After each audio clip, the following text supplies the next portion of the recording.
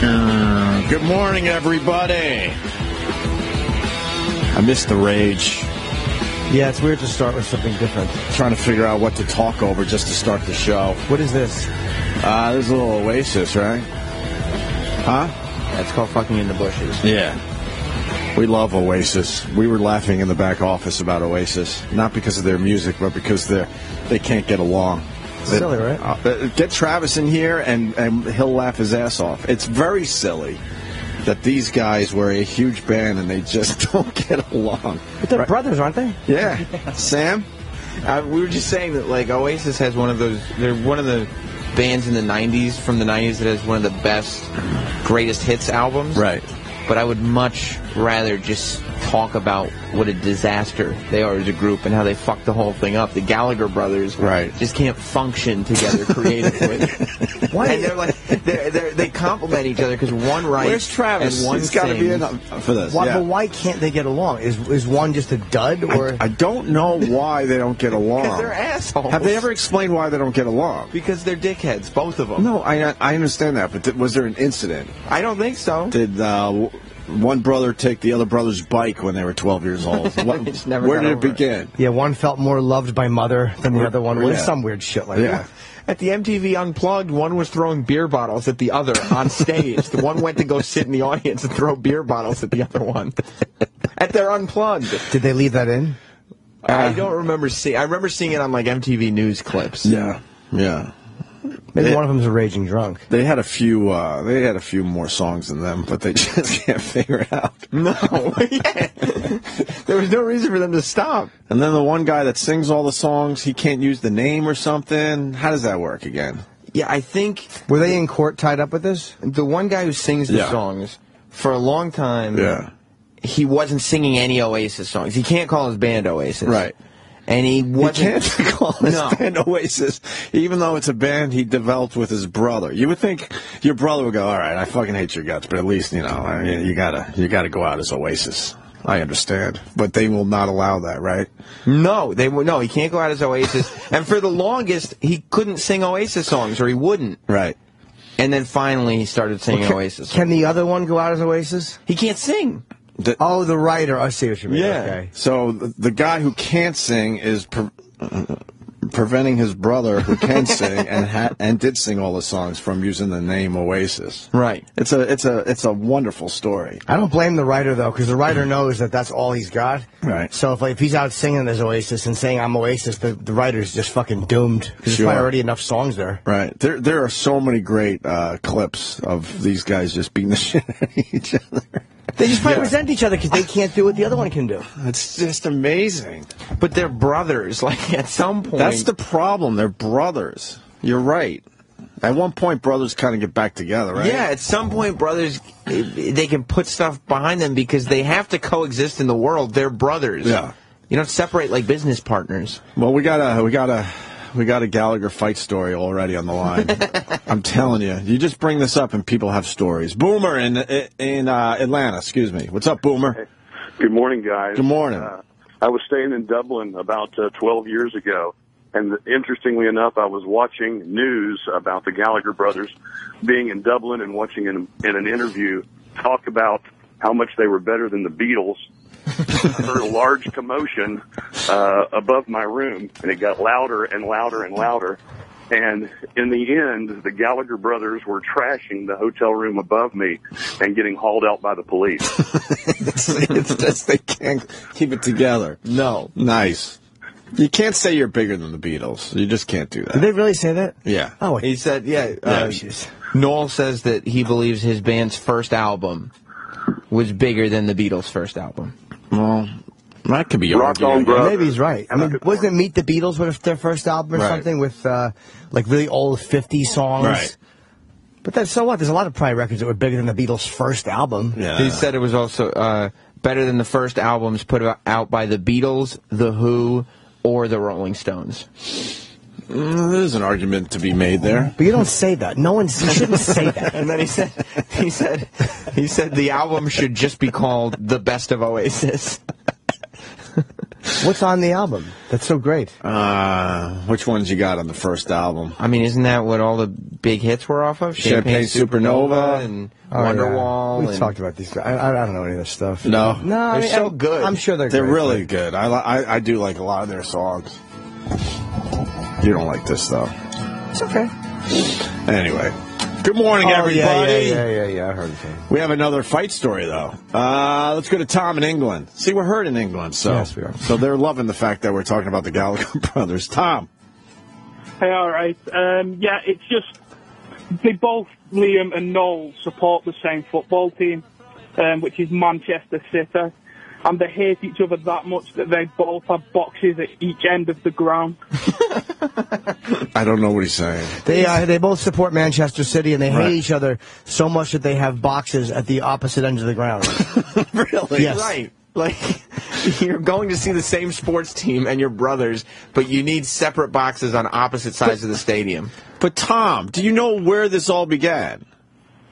I don't have a clue where it all began. I just think that it must be something. They've hated each other for a long time by the sounds of it. They probably hated each other before the band started and just and worked it out and somehow got through being in the band and then whatever it was that was from fucking when they were 8. Well, if anyone could figure this out, please let us know. We need to know where the whole thing started. Liam Gallagher probably got laid a lot as a teenager. Right. And Noel Gallagher didn't. Colin Quinn entering the studio. Nice. I don't want to interrupt this fast. It's not like you're discussing the early years of Oasis. I really don't want to interrupt. Shit. It's a fascinating story. Well, I'm here a week early, by the way. You got two. I was supposed to be here July 23rd. I just looked at my thing. Roland sent me a message last week. Can you do July 16th? Right. I figured out it's the first week. It's uncomfortable. I'll come back and help. Yeah. Then I see the message. Actually, it's July 23rd. So. Who's coming in today? Fucking Paul Anka? What?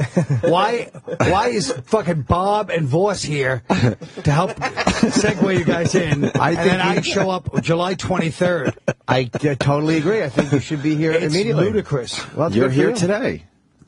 Yeah, but because through my own doing. That's it. My own actually, we're kind of happy you're here today because we had no one. We have DL Hughley later. Right. Yeah. So I'll be gone by 9. I'm going to breakfast with Jerry. Oh, really? Yes, they don't act like you're doing us the thing. You just happen to... You're in the area. No! You're in the area. I said this back on Friday. You're up early. He likes to get up early because when Jerry's here, Colin doesn't want to be late. So he comes... He says... That's Roland. I know it is. But he also... Last Friday. He probably normally, when Jerry and he are having breakfast, he probably gets there like an hour and 20 minutes early and hangs out across the street in the vestibule, making sure he's not late. You don't have anything on the Gallagher brothers? They're brothers that fight all the time. Exactly. This is a good story for you. You like these type of stories, Yeah, Colin. they always fight the Gallagher. And one of them married Patsy Kensit. Remember, she was hot back in the 90s, too. I don't know who she is. Patsy Kensit. She's a big star. I wonder if she's involved with why they're not getting along even more. I don't know. But it's legendary, and in the back office, we love talking about... It's legendary. How come I'm the only one that heard of fucking Patsy Kensit? That's a good point. Oh, wow. We should know her. Let me see her. God damn. Yeah, I know her. What was she in? I don't know. Holy shit. She's fat, though. She's fat. God, you're right. I should know that.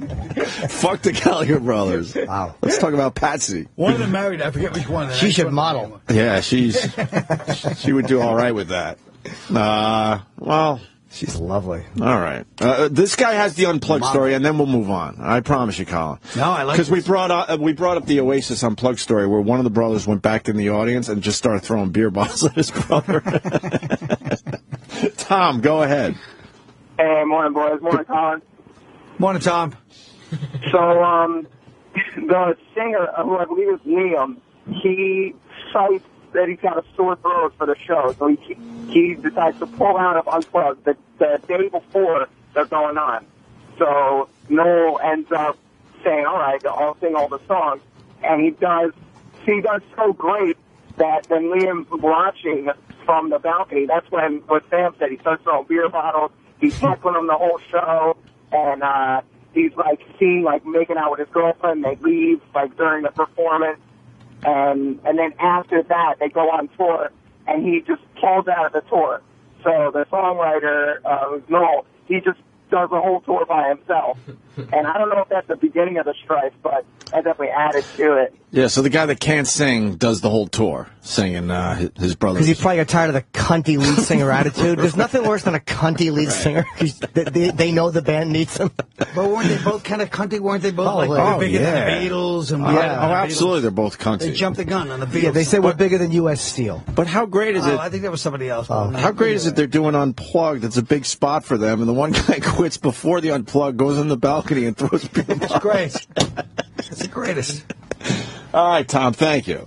Hey, thanks, boys. I like that Tom said hi, Colin, too. He made me feel more welcome than all you fucking people put together. We were pleasantly surprised. It was a wonderful gift. We're very surprised that you're here today. I blame that Turk for all of it. And we're very happy you're that here. Turkish booker. Yeah. There's a lot of confusion around here, so don't take it personally. I don't. Obviously, you should be here right away to help us through this. I agree. Let's blame Roland. Let's put the blame where it belongs. Okay. I've been in constant touch with Colin over this Montreal talk, so I'm making sure. This is the only one I really watched. I'm making sure I'm not saying anything that he said last year. So we've been.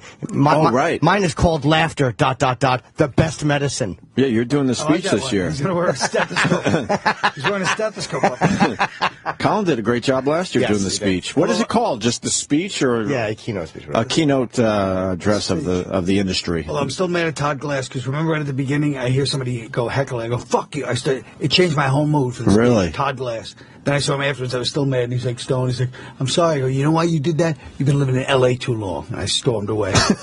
What did he say to you, though?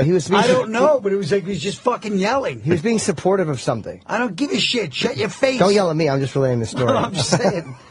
You sound like you're being supportive of something. No. Todd Glass. No. I'm actually just adjusting my testicles as we talk because they're a little squished. That's what a man will do once in a while. We had Pete Rosen here yesterday. I know. Did you hear any of it? No, I heard half of it. He was great. Holy crap, was he great. I don't know. He sounded like a bit of a bully. He's like, ah, ha. Then he starts trying to jump in on the Voss jokes. He was a real jock sense of humor. Ah, ha, yeah, right, pal. That's what me and Jimmy were saying. Yeah. He was hilarious, but slightly hacky, old school bully. He's calling Jimmy a midget. Yeah. And there's a part. Bob was chubby. Hey, chubby. He's calling him chubby. I'll have a link in a second, but I put a 10-minute clip together on my YouTube channel. Oh, you did, yeah. And there's a part in there I had to show Jimmy. He makes fun of Voss's shirt in a very hacky way, but he got a good laugh out of it. He was so excited. He turns around and punches Jimmy twice like an old school. They're like old school, like, yeah, I got him. It was really a very great moment. It's great. We loved it. I know. Roland was just out there singing his praises. He goes, we're going to try to get him back again. I was like, don't do that, because, when somebody kills the first time. I know, that was my idea, though. I figured if he was still, like, in a New York hotel close by, he could come by with some... You're rolling the dice. Some cronuts or something. Hot, second time I know, you're probably right.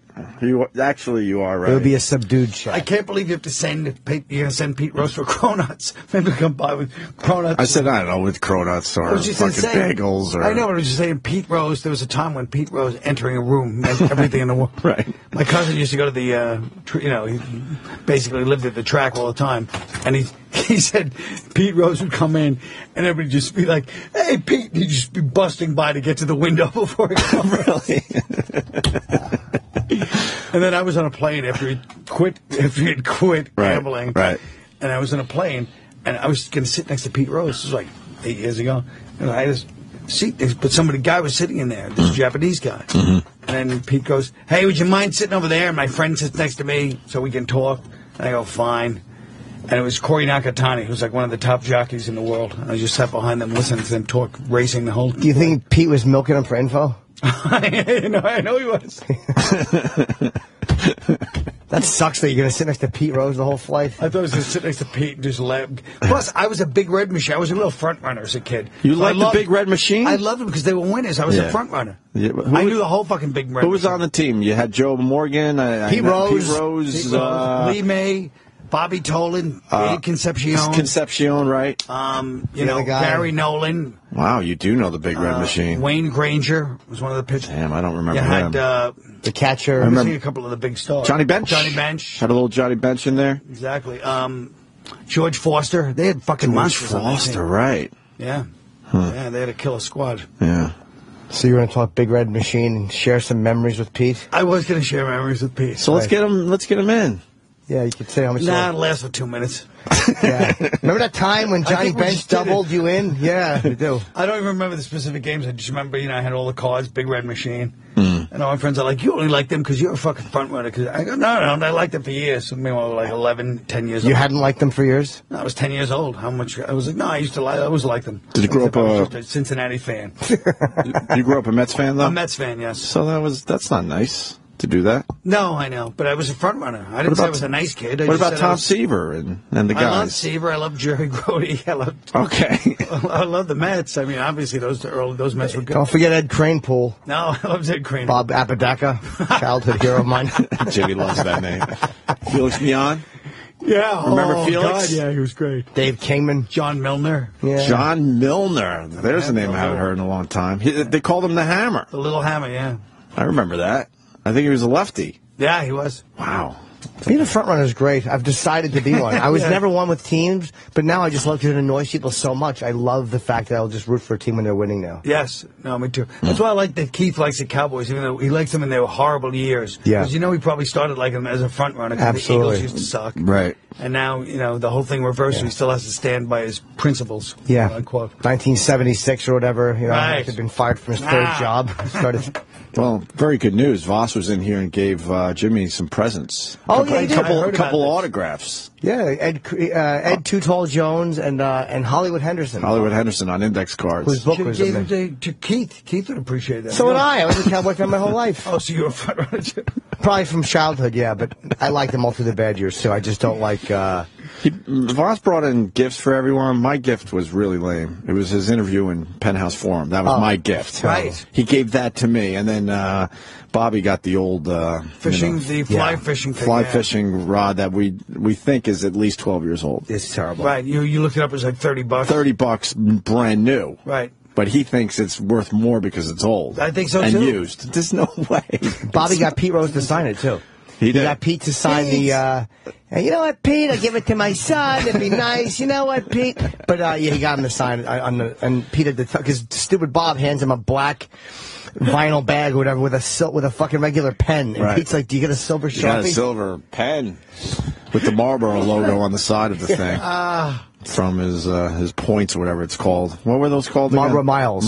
Miles, right. But they were good. They were an OCD guy's dream because you could just collect them and have a bunch of them, and like this pack was 5 miles. I forget how it worked, but I had a shitload saved too. I think I just threw them out. Yeah. I ordered some lame fucking gift. Colin, you lost weight, huh? Yeah, I lost a few. You in training or what?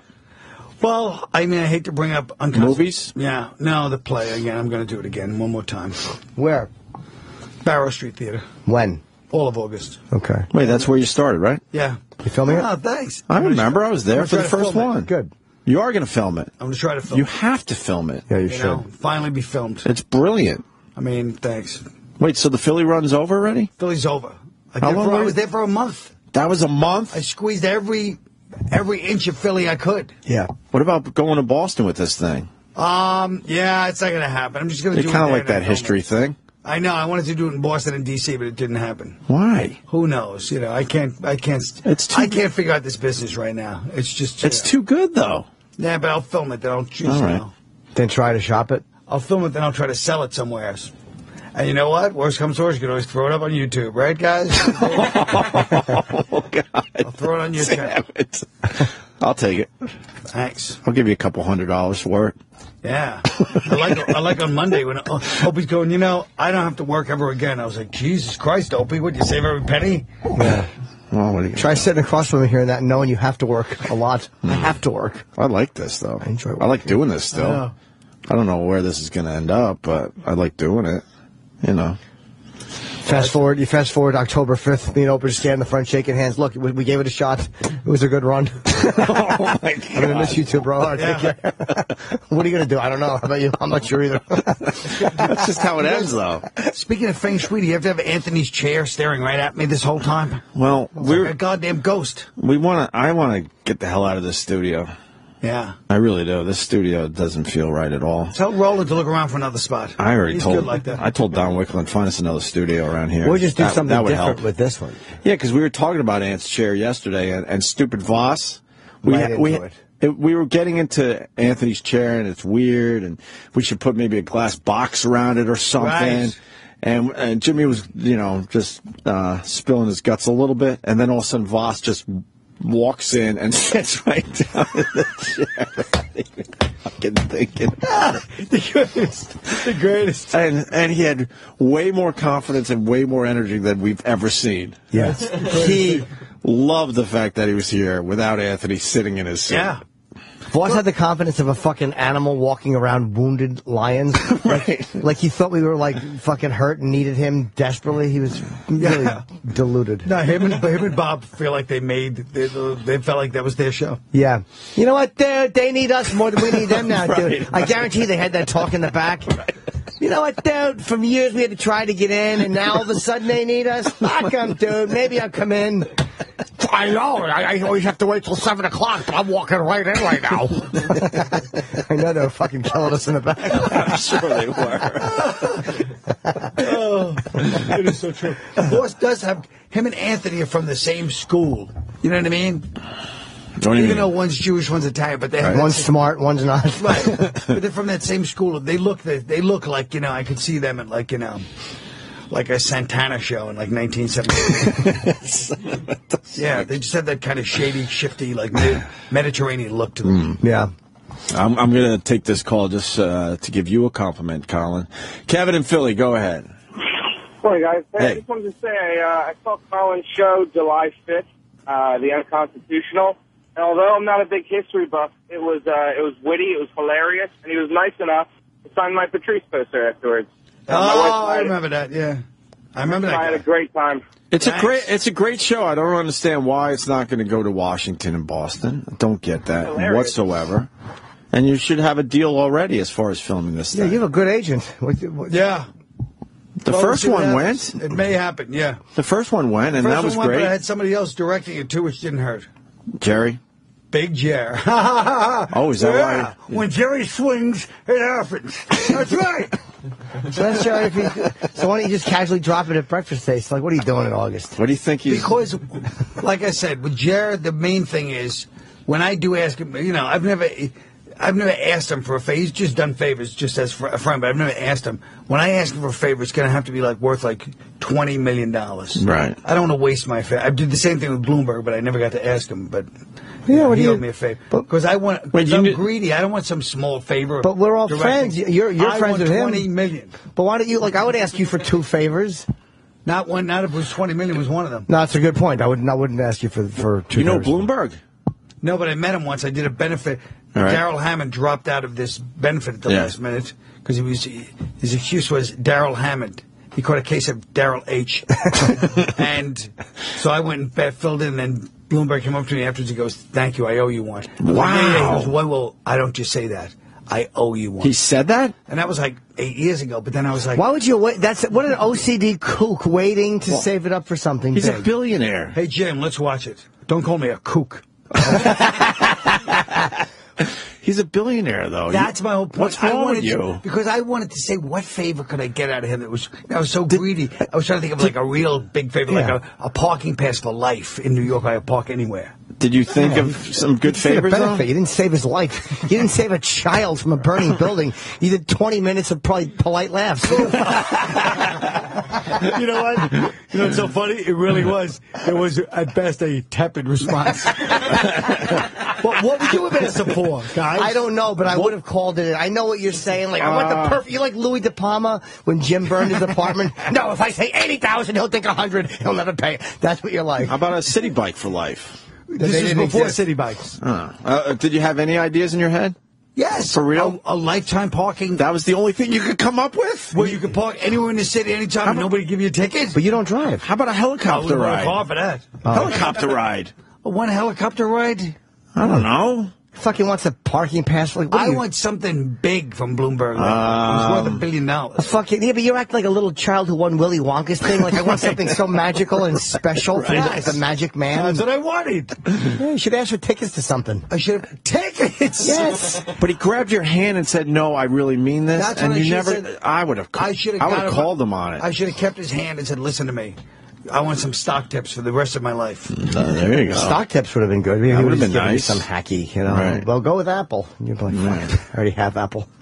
God, what could you ask? Parking for life. From the mayor. Okay, so stop saying parking for life. Parking for... You don't even really drive a car in the city. What you do is take cabs, Mr. Fancy. If you had the... parking for life. Then you take a car, you drive everywhere. Right. Then you would get the car. There is no parking pass. I know someone that used to work for Bloomberg, and he had it when he worked for him. He had a parking pass, but he doesn't have it anymore. Oh. So they don't last for life. They don't give out. You think Ed Koch's old fucking people still park everywhere? Well, even if it had been for the 12 years he was mayor, it would have been good. This was right at the beginning of his thing.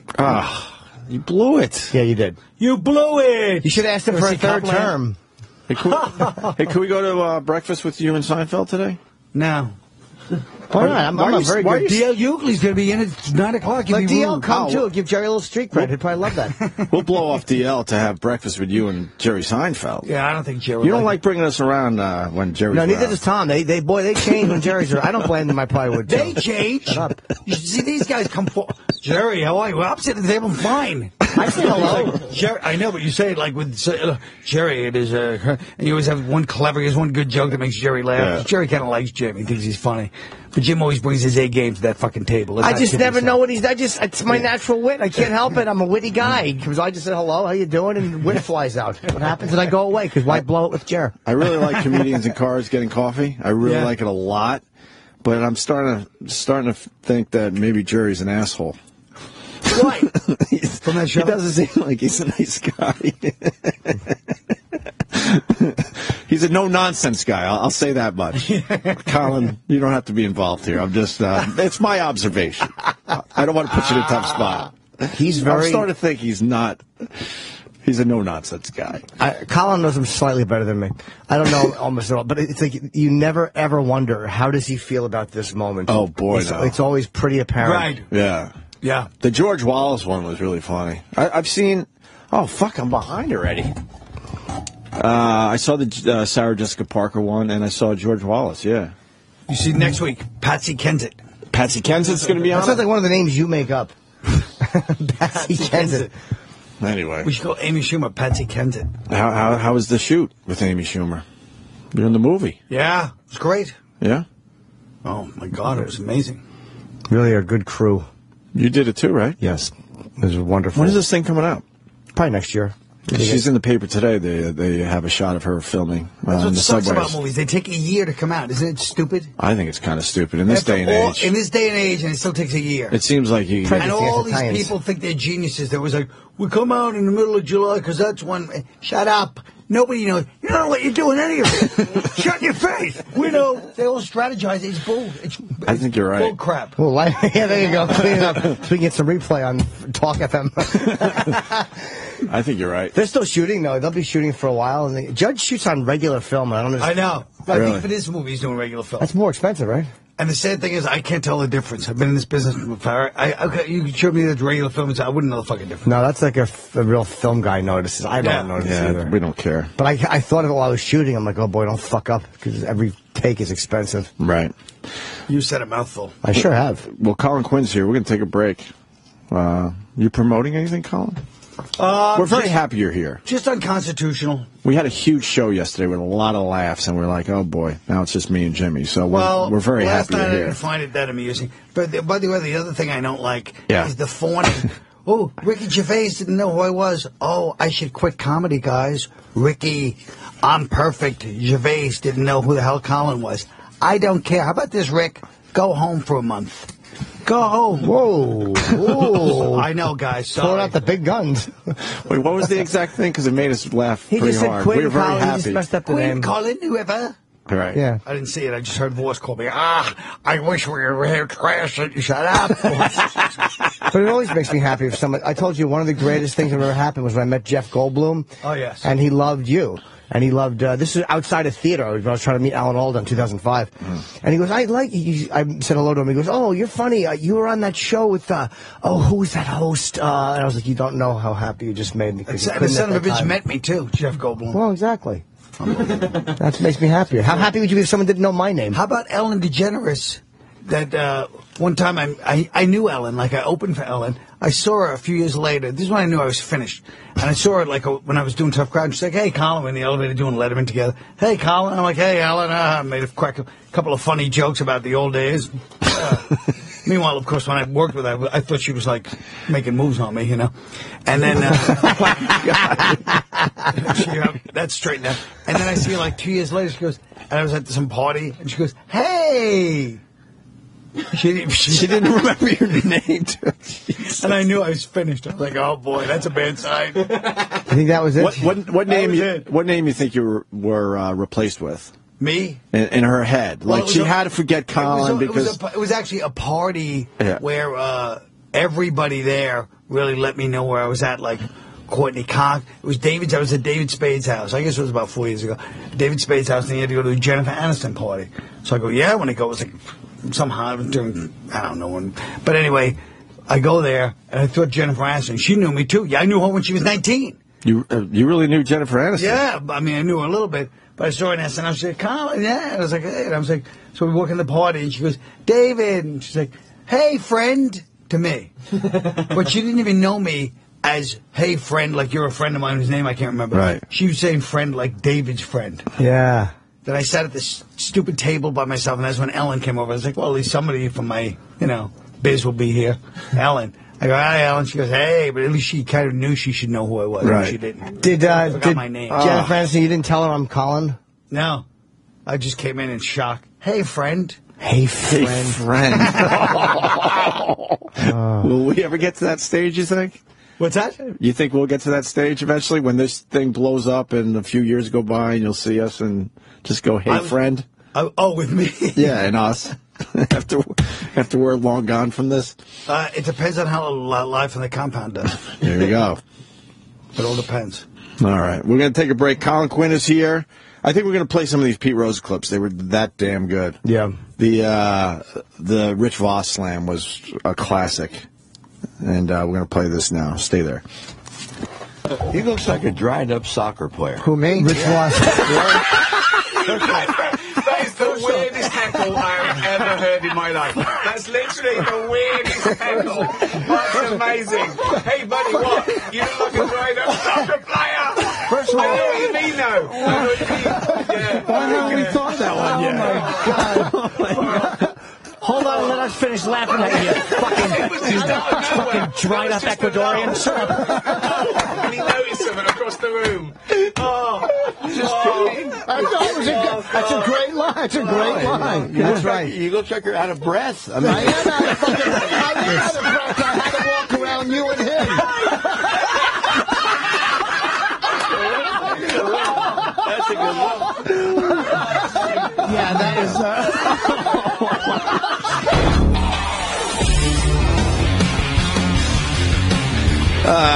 Colin Quinn in studio. Jim went to take a leak. There you go. We're discussing... Sam, hold on for a minute. The show just continues through the break. We were talking about Scorch. Maybe giving him a little tryout. I think Colin suggested it. I just think it's the greatest idea I've ever heard. No, yeah.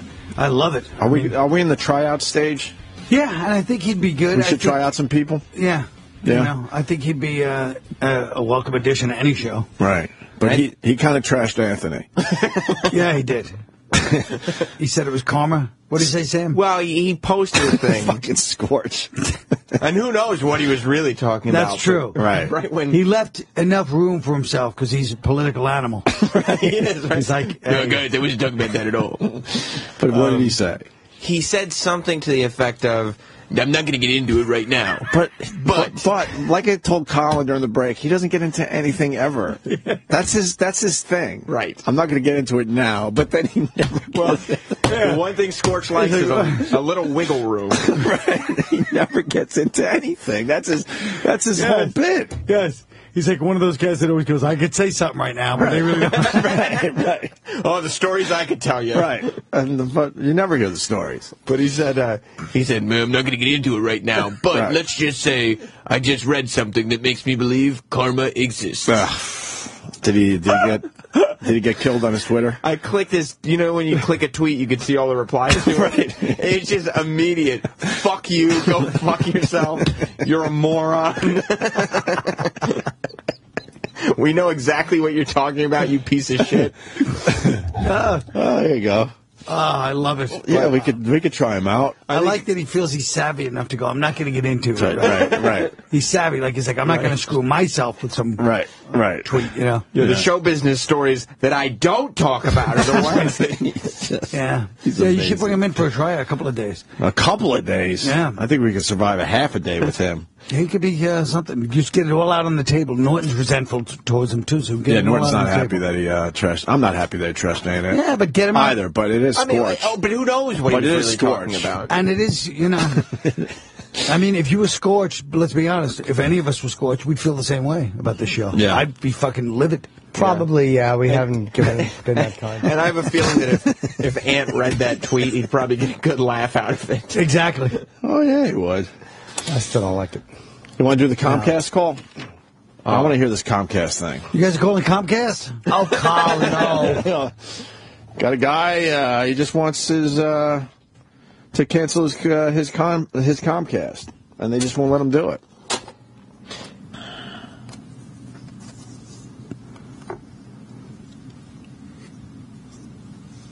What? I'm waiting. Maybe you stop moving. Jim, I see you're at Levity Live in West Nyack and then the Comedy Magic Club in Hermosa. You really know how to route yourself from major convenience. Really? Stupid ass. Why would you think those are my dates when it says D.L. Hughley on the top? Oh, Jesus. You're off by about fucking... And I couldn't think of anything. Yeah, we'll have DL in. You couldn't think of anything 9 o'clock. not tweet-worthy. Yeah, exactly. We're all doing Montreal, though. We're doing 2 live shows next week, Thursday and Friday. I wish I was up there, believe me. Why don't you go up anyway? I'm not going to come up like a loser with no gig. Maybe you can get a spot at fucking one of the clubs. Ah. What do you mean? The gig is with us. I'll get you a club. Have you figured it out yet? We need help. Yeah. So how about you come up and friends? Not according to Roland. Roland had me rolling in like late September. That is true. Yeah. Hey, can you guys kind of come in and congratulate the guys in October when they sign? Roland is really panicking. Why? Everyone else is like, this sucks. We'll try to figure it all out. But Roland is really panicking, right, Sam? 100%. He's out of his mind. Well, Roland's had a very tough time because you guys have always been very ambivalent towards bringing in guests. You know, and it's always been like this half. You half want them, you half don't. So Roland's like goes out of his way to bring guests, and everybody, crashes them, But I told him he's fine. Yeah. We just don't like talking to a lot of guests. Maybe we'll talk to more guests. My favorite, I was watching the other night on YouTube to show the kind of wild celebrity that I have. I was watching Norton and Paris Hilton. It was one of my favorites. Oh, God, I love that day. So funny. I wish we went at it with her even harder. No, it was even better. He was just sitting there in a snit, and he was like fuming, and it was like, I'm glad I didn't. I'll tell you why I didn't, because she didn't do anything that she was just being shitty in herself, but she wasn't being mean to us. Like, she wasn't saying, that's who she is. Defensive because everybody attacks her all the time. It's not picking up for her. Hold on a second, White Knight. She was also kind of cunty. And in the end, man, that's her thing. She has absolutely nothing to say. Nothing. No. She has nothing in that brain of hers. No. And she just got mad at us immediately and then started looking at her publicist to save her. And we weren't even being that nasty. Not at all. We've been nasty. way worse than that. Right. We were just getting into the nasty stage. Right. So I was going to ask her questions like, were you named after the city? I had a bunch of questions, yeah. Or the hotel. Maybe her last name is related to the hotel that her family owns. Well, Hilton it is, but not the first one. Yeah, Hilton. Here's the Comcast guy. All he wants to do is cancel his service. We'd like to disconnect, please. Okay, so why is it that you don't want the faster speed? Help me understand why you don't want faster internet. Help me understand why you can't just disconnect us. Because my job is to have a conversation with you about this. Keeping your service, finding out why it is that you're looking to cancel the service. I don't understand. Is this if you don't want to talk to me, you can definitely go into the Comcast store and disconnect your service there. Okay. We're just asking for you to kill 2 birds with 1 stone. You got to return that cable card to the store anyways. We're actually going to just mail the cable card in, but if you can just please cancel our service, that would be great. That's all. That is all we want. We're actually not able to return a cable card by mail. Then I will send someone like a TaskRabbit to go return the cable card for us. I don't personally intend to go return the cable card. That's why we're probably not going to be canceling in store. So that's why I need you to cancel by phone. So can you cancel us by phone? The answer is yes, correct? I mean, it sounds like you don't want to go over this information with me. I mean, if you're not wanting to go over that information, okay, then that's the easiest way to get your account disconnected. Now, this is, I think, 10 minutes in, right? 10 minutes in, he finally turned the recorder on. 10 minutes in, he finally decides, I got to record this guy. He will not let me just cancel my service. Scumbag. I fucking hate talking to They're the worst, people. dude. They're the best, Comcast. I just worked at the Suzanne Roberts Theater for a month. Are they connected to Comcast? Roberts, that's the guy that owns Comcast. I don't know any of He runs this. Philly. Do you understand? He owns all of Philly. Comcast rocks Philly. That's it. So maybe you shouldn't be part of this segment. I'm not part of this. I'm not part of the Jerry segment. I changed. What do you mean the Jerry segment? When you were trashing Jerry, I was like, I just have a feeling. I just have a little feeling about Jerry that he might be a little ornery. Yeah. That he might have a short fuse. Short fuse. I'm starting to think he might not take shit from anyone. I don't know. But you're not giving us any insight. I understand that. I'm giving you insight with my eyes. And you will be doing breakfast with Jerry in about an hour. Yeah. I know where you're going. Let's text Jerry. Of course. Is it the same place? It's the same place we always go. Why don't you go somewhere different? Yeah, why don't you eat the There's car? nowhere else to go. Yes, there is. What is New York in the morning for breakfast. One spot. It's ridiculous. Where do you guys go besides that place? I go there. Yeah, exactly. Or other places. Go to, what was the Where he name? lives, there's not even a restaurant. After all these years, there's like 8 buildings. We got surrounded, trying to keep from the projects. They got like a wagon circle building. It's called. And guess what? There's no restaurant up there. We're not going to be allowed to go in our buildings tomorrow. Did you get the memos in your building? Yeah. Is it your building or my building? It's mine. Why? What happened? Is it the big guy? I think Fumigation? we're having a dignitary come to our building. We think it's Obama going to Jim Norton's building tomorrow. I don't know. Oh, my God. If those walls could talk. We're not allowed to go get our cars tomorrow. We can walk in and out of the building. You have to have ID. They're closing streets down. Wow. Here's why I think it's my building. And it is your building. Because the street between me and you is closed, and also the one behind me is totally closed to traffic. Oh, yeah, it's your building. So it's mine. And I think it's Obama. I don't know if it is or not. None of the door guys will say. They're all shy about it. I'm like, so is someone coming? They're like, oh, we don't know. I don't know. They won't say a word, but right. I'm guessing. But it might not be him. It might be. There's like a couple of people that are at high level. It could be a foreign guy too. Could be a prime minister from somewhere. Highest level clearance. Yeah. No, if we're not allowed to get. Could be Baghdadi from ISIS, the head of ISIS. The head of ISIS going to Jimmy's building. Yeah, Baghdadi. I love that. I think take Jimmy out before he goes to Montreal. Oh, hey. I'll be actually out. I'm going to L.A. do a little promotion, so I'll already be gone. What do you mean promotion? It's my Vice show. I'm going to promote. The Vice show starts next week. We think so. And it was supposed to be the 29th. It might be this next Tuesday now too. I'm trying to get it pushed forward. Okay, who's we, jerk? Just say I think so. We think so. We think so. Me and my team, Carl. I have a team around me. Exactly. I don't want to hear that. I have a whole team. Team Jim. We all have shirts. Shut up. You got a team? Yes, I do. It's me and my manager. So here's the Comcast guy. He continues. I mean, being that we are the #1 provider of internet and TV service in the entire country.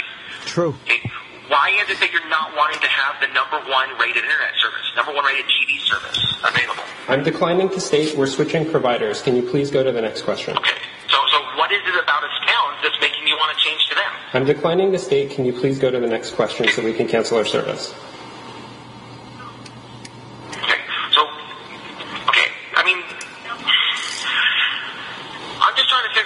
What it is about Comcast service that you're not liking, that you're not wanting to keep. I mean, why is it that you don't want to keep that service? This phone call is a really, actually amazing representative example of why I don't want to stay with Comcast. So can you please cancel our service? So from okay, but I'm trying to help you. Okay, the way that you can help me right now. By finding answers, by doing all this. The way that you can help me is by disconnecting our service. That's how you can help me. How is that helping you, though? Because that's what I want. That's what I want. Okay, so why is that what you want? Because that's what I want. What the fuck? The guy on the other end of the phone is absolutely hateable, and I love that this guy is recording it. Right. And just not... I think he was on close to 20 minutes. And then how are you? Good, how are you? Good. We haven't seen you in a while. Hi. Long time, like 2 weeks. Hi. Hi. That's Colin. Colin. Nice to meet you, I'm Carrie. Hi, Carrie. Nice to meet you. How come you have your purse with you? I don't know. That's the sign of a crazy person. He carries their purse everywhere. People rob shit in offices all day. Oh, hold on a second. This is Colin stepping in to defend you again. Hold on. If it's not Paris Hilton, it's her. Stop defending women when I'm chatting with them. White Knights. Wait, you could talk into that. Yeah, you're mic. talking into that. Go ahead, just take Anthony's mic. Who cares about him, right? You're here. Go ahead, It's all welcome about you aboard. now. Yeah, who cares? We lost our friend. Welcome aboard. You're the new third mic. The other day I didn't have my bag and I didn't have my phone, and Roland texted me asking for hot sauce on his eggs, and I couldn't get them for him. Tell Roland to go get him himself. You're busy. Yeah, he has hot sauce in his office, so it wasn't like that big of a deal. But Yeah, probably carries it in his pocket. So what were you supposed to do? I didn't go, he All right, it's good you have your purse, Yeah. though. I like that. Yeah. So you're just walking around with the purse all day? No, I was just Here and there? outside, so. Yeah. Do you want? What? I would say, do you want to have children? Because say that's I a very don't know. mom thing to do. You have your purse. This, no, not with me. I don't want them. I know, it sounded like you were saying with him. In fact, I think even you didn't know what you meant, Joey. No. Yes. No, You were saying you went on shit. Didn't you take it that way? Kill No, I Roland, didn't take kill that way at all. Salvi, kill me. I didn't take it that way. Everybody should carry their purse at all times in every office. It's a public safety thing. People rob shit all the time in offices. Don't kid yourself. I'm not saying they Think don't. What do you think's in her purse, though? What could be in her purse? Her money, her credit card. All right, that's a good point. A lot of good stuff. A tamp? Yeah, maybe a tamp. She's too good of a mood, though, for it to be a tamp. She's happy. Do you got a tamp? On me? No, I don't. Okay. Yeah, I'm not a prepared girl, I guess. Good, I like that. I like a girl who just trying to flies by the seat of her pants. We're allowed to say that to the intern? Sure, it's a fair question. It's a medical question. We're worried. What the fuck, though? It's a medical question. Making sure she's okay. Making sure she's prepared. Absolutely. For her day at the office. Yeah.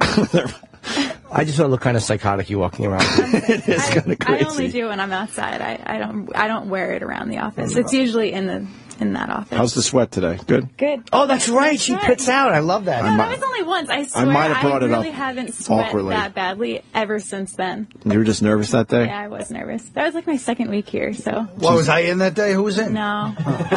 She said nervous, not nauseous. It's very cute, but we noticed she had Yeah. horrendous pit stain. I actually K1. heard the show that day, yeah. Wow, you did. Oh. Did you have no deodorant on? No, but I was wearing a new deodorant, and I'm never going to use it. What was the new deodorant? It was Secret, the brand, which I usually they're a use, new but product. it was a different They're kind of responsible. deodorant than I usually, like it was like the wet kind. Oh, you put the roll-on. Yeah. Roll-on never worked for me either. I don't care for roll-on, if And everybody wants the Roland truth. never works for you either. It doesn't. No, Roland. Oh, roll-on. Yeah. Ah. Well, thanks for the coffee. You're welcome. All right. What's your name? Carrie. Thank Carrie you. Ann, Carrie. She's been here 3 months. I even knew her name. I met her just now. You said it wrong. You said Carrie. I said Carrie. That's a name. No, it's not. It's Carrie Ann. She said Carrie when she first You came put in. an A. You just changed her name and shortened it. It's not Carrie. It's Carrie Ann. She called herself Carrie. She didn't. It is weird. She's walking around with a purse, though. She's a psychotic. What's weird about it? She probably has fucking all kinds of weird things. That's why, like tissues, envelopments. Envelopments. The Comcast guy. See how we're doing this? Yeah, weaving in and out. We're weaving in and out, it's called. We're very good at that. In the biz. She's pretty hot, though, right? She's very cute. She's a very cute girl, but it's like I don't go for that. Cute / hot, yeah. Yeah, you have to kind of explain that part to the listeners. I said that.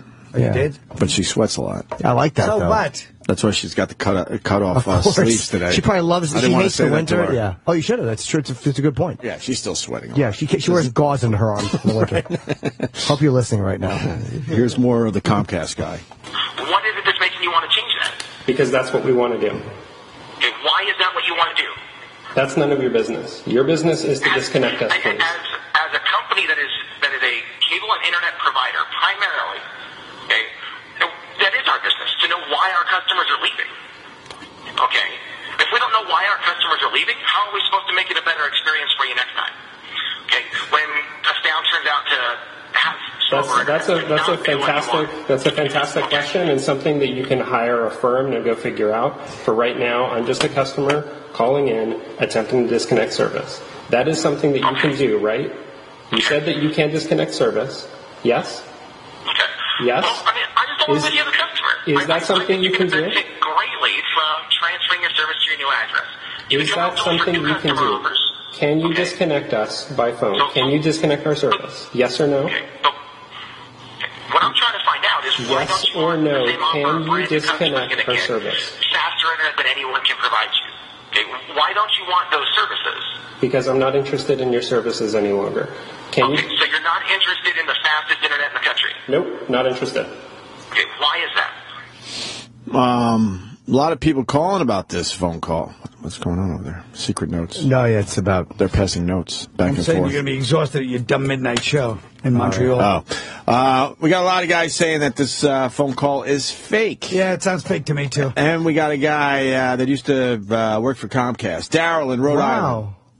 Good morning, boys. Good morning, Daryl. So this sounds like this department that does that. They're called retention. That's their job. Their job is to try to keep you on. And this guy, it sounds like someone who just started talking on the phone, because that's what they beat into your head during training. Ask them why they want to be in. Don't tell them, everything else is bad, so just tell them how awesome our service is. And then you're supposed to ad-lib and go from there. And if the guy like this guy just wants to go, just let him go.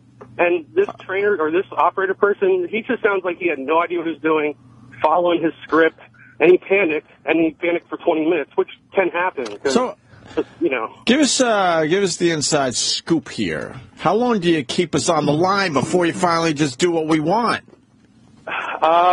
Usually you wait for the keyword. I want to talk to your supervisor. I know you guys talked about that a few years ago with a few services, but if I want to just cancel, I got so much other. We talked about it a few days ago. I got so much other shit I got to deal with. First of all, it takes a few minutes just to get a live voice on because you got to go through that system. Right. It's usually his retention's job is to retain you, and they get commission for it. And of course they do. Right. When I canceled Time Warner, though, it was amazingly easy. I was always offended at how fucking they couldn't wait to get rid of me. Yeah, really? I've never had anybody let me go. Yeah, I'm going to cancel my service. All right, done. Thank you. Wow. Yeah. Well, I think with Comcast, the thing is, like Colin was saying, Philadelphia is owned by Comcast. There's nowhere else to go. So they know that they're it, so they're trying to pull the, oh, look at us, we're the big shot. But you can't go anywhere else because that's all we got. Can I ask you with retention, though? Their thing is, maybe if you, because a lot of times people want something when they're going to cancel, they want something that, they're not happy with their service, whatever, and they want to actually stay, but they just want a little something for free. Right. So is retention's job to find out what it is they really want for free and just kind of give it to them?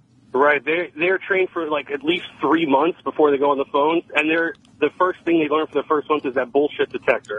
So because you get people all the time I want to cancel, and they're like, we'll give you free HBO. Thank you very much, and then they hang up. But they're good on that. And when I worked there, that was the same thing I always told my friends, because if you say keywords, you get if you're paying $150 a month, you'll get shit for $80 a month for 2 years because you're on the retention plan. And that's what they're trained to do. So this guy, this operator, probably was trying to do that, but he sucked. He was the worst. So is he fired? Well, I think the update is because a lot of people saying it's a fake call, but I believe I read this morning that they let him go, right? Well, I hope so. I saw the headline. I didn't read it. I actually saw it on the news or something. I mean, these call centers have 100 people, 200 people in the call center. So, yeah, this guy, when I saw this yesterday, this guy's fired, so fired. They shouldn't have let him go. He's the most loyal employee they'll ever have. No kidding. It's going to drive you nuts. He's terrible. I would guarantee you there were a bunch of people that said, fuck this. I can't deal with this. He gave the company a black eye by doing this stuff. That's the other thing I want to say to you guys, too, is a lot of these call centers, and you hear it when they outsource it, but a lot of these call centers, these are people who this is the last effort to get a job. I worked for them because I got my master's degree. I couldn't get a job in my field, so I just happened to work for this call center for 6 months before I got into the field.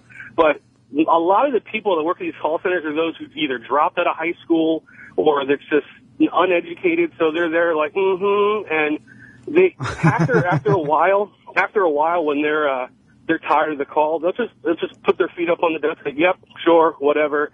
But then you get a few people like this guy here he's really trying hard. You can tell by all the questions he's asking and the fact that the guy's disconnect my service, and he goes, whatever. But why? Why is this? He's really trying to do his job, but... No, hold on a second. You're stepping in for this guy? I have to... No, this guy's a scumbag, argumentative baby who didn't want to lose that moment. Doing your job is one thing, and I know you got to ask those questions, but after a while it became absolutely obnoxious. It wasn't just he's trying... Yeah. This guy's a cocksucker. He should have known. He should have known he lost this guy. This was 10 minutes into the call we're hearing, Carl. I know. Yeah, you're absolutely right. I think the kid is a model employee. Well, let's listen a little more. There's more, Carl. See? Then we'll see who eats crow. Do you get paid for training? Yes. You get the first month of training. You learn the history of the business. I'm like, who gives a shit? Tell me. Well, the history of Comcast is interesting. The guy started out hanging wires all over West Virginia and Tennessee Valley, right? Right, in the same time. Maybe the guy offered to bankroll a special. That's what it is. Fucking I wish. Larry Comcast says he's going to help Colin. I wish Larry Comcast had got billions. We're not allowed to talk about Jerry Seinfeld or Comcast today in front of Colin. Yeah, what I else? won't handle this. What else are we not allowed to talk about? We'll play it as we go along. Okay. We're going to get back to the phone call. It continues. Thank you for your expertise there, Daryl. No problem. All right. Later. Bye, Daryl. Can you disconnect us by phone? Are you capable in your system of disconnecting our service? Yes or no? Well, I'm just trying to get some information to find out why it is that we're losing you. Please answer my question. Are you capable by phone of disconnecting our service? It's something we can do. I mean, okay. Rarely do we do it. That's something you can do. I would appreciate you now doing that. Okay. So, please proceed in disconnecting our service. So, what is it about this other internet provider, this other TV provider, that's making it sound so much better than the number one TV service available? I don't know. It's totally arbitrary decision. Hey, let's not act like this hipster isn't a little annoying himself either. Well, true. Can you please disconnect my service? No, but he knows he's taping it, and he's trying to. He's doing the old Mel Gibson's girlfriend. He knows. He knows he's got a live one. He's leading. He's leading a little bit. He knows. He's 10 minutes in though. This guy could have just canceled it and been home already. Right. You know what, Jim? Good point. Okay, so why not keep what you know works? What you know is a good service. Because we're not doing that. So please proceed in disconnecting our service. You don't want a good service? You don't want something that works? No, I don't. I guess I don't want something that works. So why don't you want something that's a good service and something that works? I mean, is this like a joke? Did we call? Is this like? Are you punking us right now? I'm trying to get information. Okay, I'm trying to help our company be better. That's my job. See, they should have fired this guy. I can guarantee you right now, you are doing an incredibly good job at helping your company be worse. Okay. Okay. Yeah. Okay. Whoa. Okay. I would be screaming. Dude, I know. But that's almost like what they want you to do. I would be screaming at this point. If I was recording it, though, I might not, because you know you're going to play this. And I would really scream even more if I was recording. This sounds like a call. You record it, then you play it at a party with friends. Yeah, I probably would have said something Jerky Boys, like the old days with the cassette tapes. Love the jerky. Cancel my service, Jerky. I heard Norton doing those one day. It was actually you did a great. I love it. You did that perfectly. It's probably Anthony. Oh. No, well, you know what? Your prank calls. Who's doing like jerky? Somebody's doing the jerky boy. Well, Ant does great jerky boys. My shoes. That was Anthony. But then Jimmy was doing the phone scams. What were they? Oh, I was doing Scott and Todd. You were doing the Todd phone scams. Oh, yeah, no, you think we're jerky. We have one. We have one for Colin. At all. Listen, you want to think of this? Really fast.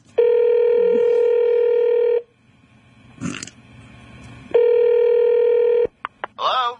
Hey, is this Mr. Yes? This is Dr.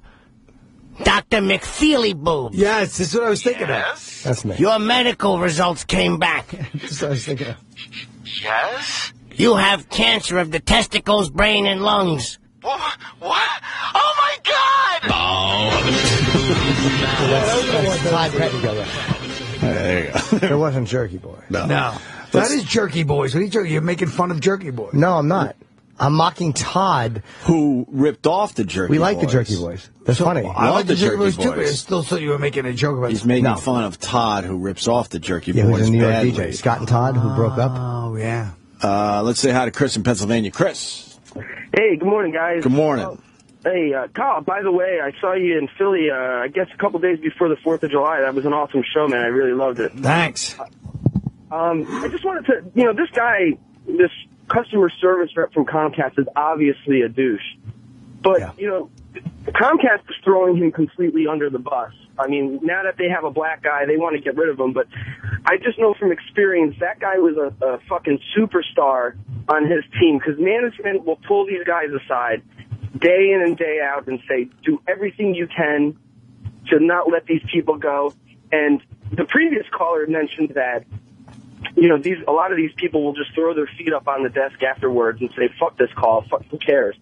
And that's true, and that's true for most of these types of workers, but this guy was, he was marked for something else because management was noticing it. Now that he got called out, management's just going to cut him loose. And I think it's bullshit. I mean, it's a fucked up situation in either case.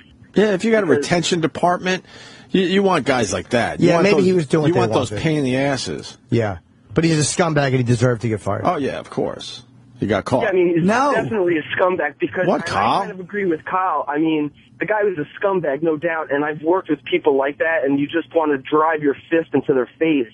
But, you know, the people... But at the end of the day, he's probably turning some people around. Yeah.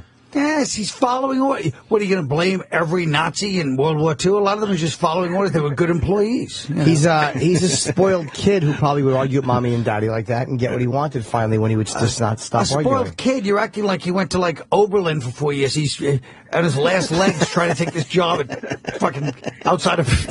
I don't mean he's spoiled financially. I mean emotionally. All right, Chris. Oh, yes. It's not even the fact that he's turning anybody around. It's the fact that he's a go-getter. And that's the type of people Not a go-getter. exactly Not a go-getter. want. And that fucking drives me crazy. I mean, I manage groups like that. Right. And it drives me nuts to see people doing that. Oh, my God. I feel like I'm canceling Comcast at this point. Exactly, sir. I agree with this guy. I know you do. It's boring the hell out of everyone. Why? Because he's nuanced and he's trying to give a little... little insight? Yes. I'm punching out, boys. I know what he's Thank saying. you, Chris. He's It's a good saying that call. those employees are always... It's a good call. He's saying that there's always in every job, fireman, whatever, there's always the one guy that's too into it. Yeah. That everybody just... This guy's annoys, into it. And that guy's too into it. I know But at what the he same said. time, you don't fire somebody like They that. probably love the guy. You know? You do fire a guy like that because he's not, if being too into it means that you're hassling people like that, it's different. Being too into being a fireman. How about this? If a fireman was going from door to door, kicking doors and going, there may be smoke in here, let me just fucking I don't think it's the same thing. It's a great example. That was Didn't a see that one wonderful coming, example. did you? I don't really see the example at all, actually. It sounds really weird. We got the final part of the phone call. This is it right here. You literally just a moment ago said that you would go ahead and disconnect our service, and that's what we're going to need to do. So can you go ahead and do that now? I'm working on that process. Okay, great. How much longer is that process going to take? I'm just asking some questions while I'm going Can you through tell the me how process. much longer? That's all I'm doing. Can you tell me how much longer it's going to take? I think the other guy's from UCB. I'm just asking some questions while I'm going through that process. I understand. Can you tell me how much longer? Can you tell me how much A couple longer? more minutes here. Okay. Okay, a couple more minutes. Thank you. Okay, so what about the service? I mean, is it that's caused me to want to change? What about these offers that we have available to you? I'm good. I'm just going to wait until you can confirm that we've canceled service. So I'm just going to hang out here. Well, you're all set. You know, it's disconnected. I'm really sorry to see you go to something that can't give you what we can. But I'd like to thank you very much for being a great part of Comcast. Have a wonderful day. Can you give me a confirmation number for the cancellation of service? I don't have a confirmation number. Well, how do I have confirmation that we've got Well, you'll service receive a canceled? final statement in about 3 weeks. And there you go. Well, the kid couldn't take no for an answer. Exactly. The kid was doing his thing. And I understand what Jim's argument is, too. I understand it now. Basically, he's saying management has the right to fire somebody if they're passionate about their job and maybe go a little overboard once in a while. Is that what you're saying? Let's let me clarify. Because what you're doing now is you're taking one employee's bad behavior and you're melding it with another employee's. Are you getting us back because of the Seinfeld thing? Let me just say is one that what's thing happening about, now? I'll say one thing about the Anthony situation. Yes. I can't believe I have to live in New York City where an Italian guy can't say a racial slur. That's all I'm saying. That was not the New York I grew up in. It's going back to that New York, though. You should ask for that favor from Bloomberg. Yeah, exactly. That's what you ask him. Can you get Anthony rehired? Oh. There you go. I bet he could. I bet that's the kind of thing he could do. And how would you call in this favor? Did you guys That's exchange? the other Okay. problem. I didn't have his number. Okay. And I actually went to somebody once. And I said, what would you do? A guy that was like in politics, sort of. And I go, what would you do if you had this? I told him the whole boring story, and his eyes were rolling back. Right. And I go, what would you do? It's like 2 years ago. And he goes, too late. You should have asked him like 7 years ago. But he goes, if you call him it was right before his last election, he goes, believe me, he'll take your call because he'll think you're trying to help him with his election. So, but how do you call the guy? I don't know. The message is never going to get to Bloomberg that Colin Quinn is calling in this favor. Maybe, because if he says calling in a favor, Bloomberg may be that kind of guy. Maybe. Why don't you call in the favor and say, I want you to get Anthony Cumia rehired. That's my favor. How do you get a hold of Bloomberg these days? You got to call Bloomberg Radio or what? Yeah. Let's try it now. Call his office. I'm not calling now. You guys are going to ruin me. We're going to ruin your favor? Because you're still holding out hope? Don't do it live, yeah. That's your favor. Why don't you ask him? The worst that can happen is... How about a zip line from the Chrysler Building to the Empire State Building? That could be a cool favor. What? For me? They set up a special zip line just for you. That's not a bad idea. How do you think that? I'm obsessed with zip lines in New York City. I haven't brought it up in a while. I'm convinced that if you put zip lines... Maybe you should have seen Jerry's commercial last year. You guys got something I brought that up before Jerry Seinfeld. I will pull the tape. I will definitely try to call Bloomberg and I'll ask him about the Anthony thing. No, the zip line thing, too. And the zip line thing. I don't believe you. Really? Maybe you combo pack your... Well, I'd rather ask for somebody else than myself. I think you're faking it. No, I'm not. Okay. Combo pack your favor. Zip line, Chrysler Building to the Empire. Or I guess you got to go Empire State Building to the Chrysler, right? Yes, to go down. Which one would work better, you think? Yeah, well, that's a good point. Probably go Empire to the Chrysler. Yeah. To the old observation. Why? I thought zip lines work both ways. Yeah, so then maybe you zip all the way down to the sidewalk, back and forth. What if I asked Bloomberg to get a 3-bedroom Park Avenue apartment for Scorch? No. Why? We don't like Scorch. But that would be funny if he's living in a fancy apartment. It would be, and he couldn't pay the fucking monthlies. That's your favor. You call Bloomberg and you go, and the great thing will be they're going to come back on the phone and go, where did you meet Mr. Bloomberg? Like after they'll give up the phone, I go, who? First of all, no, he won't. Okay. Unlike Ricky Gervais, Bloomberg knows who I am. I'm sure Ricky does. Ricky almost knew Robert you. Duvall. Ricky almost knew you. I don't care if Ricky knows me. He almost knew you. I don't care.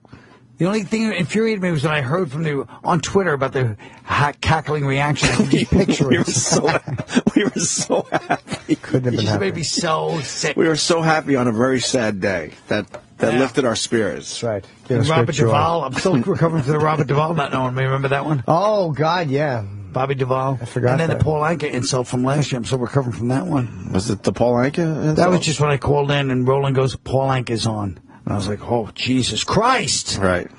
And then we didn't take your call. Oh, yeah, I just got I'm sorry. It happens sometimes.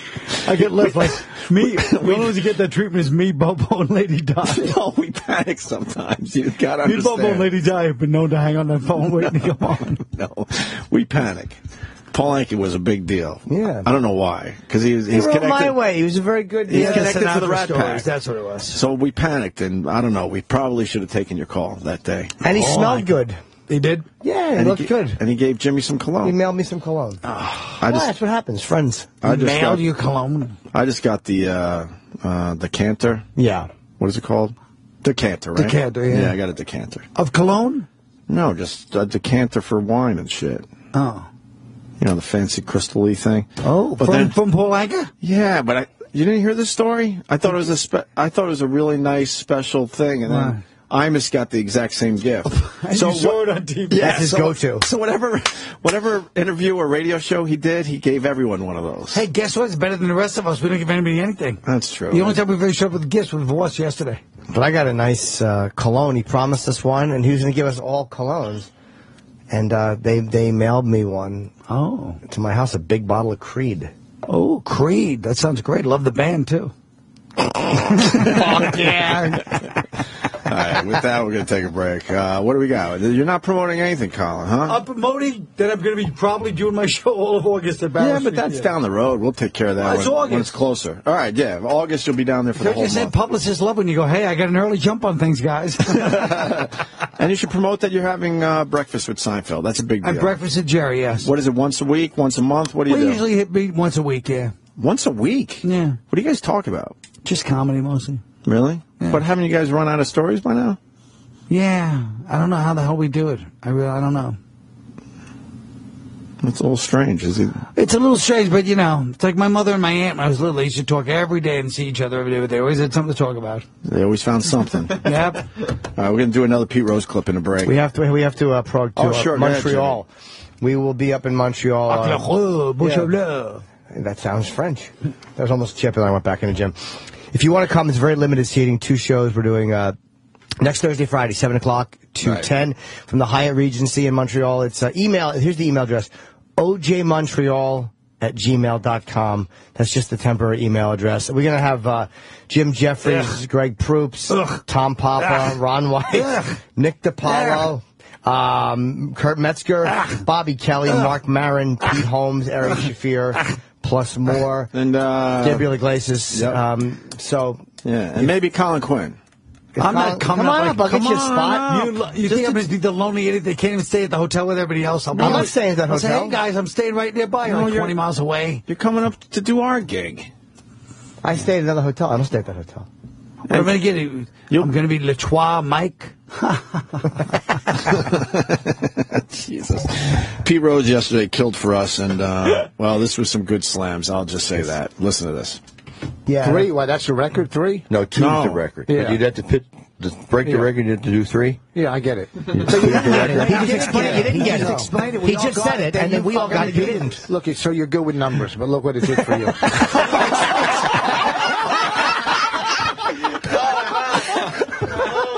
the fuck are you laughing about over there? I didn't care for that one. So far, so we can't That was a low blow. I didn't care for that either. That was a little low. That was a little low. We're having fun, but that was too much, I think. Too far. Too far. You can chip in, Chubby, anytime you want. Oh, shit. The hippo called me Elephant Black.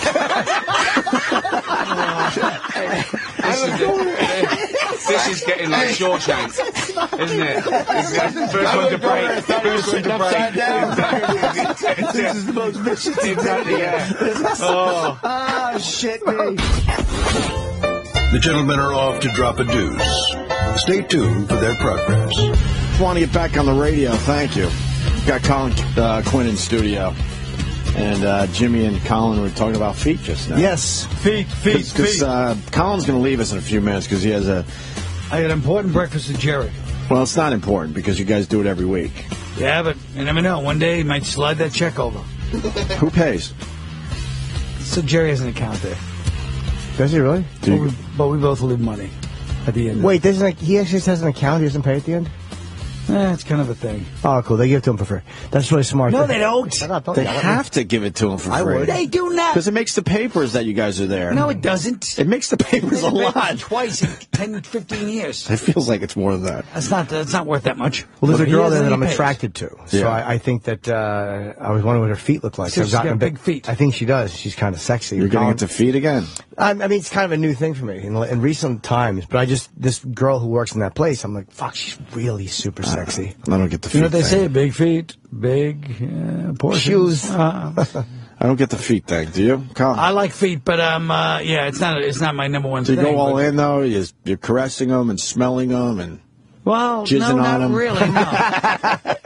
No, but I like. I was about to say I like heels, but I didn't realize that was the most asinine thing I could ever say. No, a lot of guys like heels. Everybody loves heels. That's why I was ironic. Yeah. Do you like the thing is though? Like, I don't like dirty feet. I like them clean, but it's a little smelly. They're just there for me, really. Yeah. Although, nice heel, of course. I like makes the leg look nicer.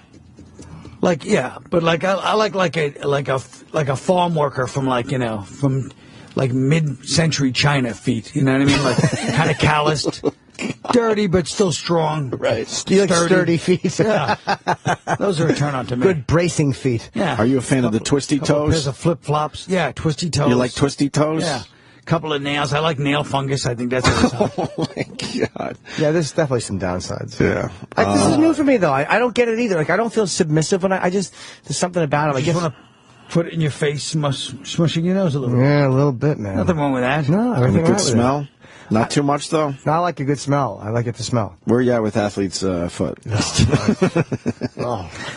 But then that's the fine line between smelly feet and then the athlete's foot. And gross. Good point. Yeah. Some people, like my friend's a foot guy, he likes to worship a girl's feet and wash them and paint them. Like, he's into that part of it. Like, I don't like that. I don't want them to be perfectly like, a manicure is fine, but I don't want them to be perfectly out of the shower. What is that about, you think? For him, it's probably more submissive. Like, but where does it come from when he was a kid? Because raising kids, I want to make sure I don't start their fetish. Right. I don't want to start their fetish accidentally. Hilarious. Yeah, but you're right. But I think that's what it is. Probably in school, where they see probably the teacher's shoe dangling. A lot of guys like dangling shoes, which I don't quite get, but they like a foot with a dangling shoe. That's kind of cute. So you like that? I don't care about a dangling sexy. shoe. It's like you're lynching a shoe. I would never hit my kids, but we're old school where we got hit. So I'm thinking, okay, if I gave my daughter a spanking, you fast forward 15 years, and that's going to be her thing, right? Right.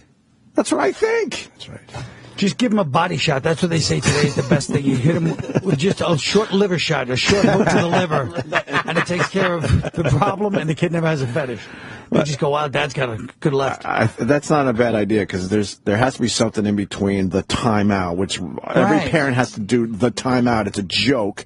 And then what we had, which was pretty much you had to get your own stick to get the shit beat out of you. Well, what about clothesline? A little clothesline action? Yeah, a little Richard Keel and Longest Yard. Yeah.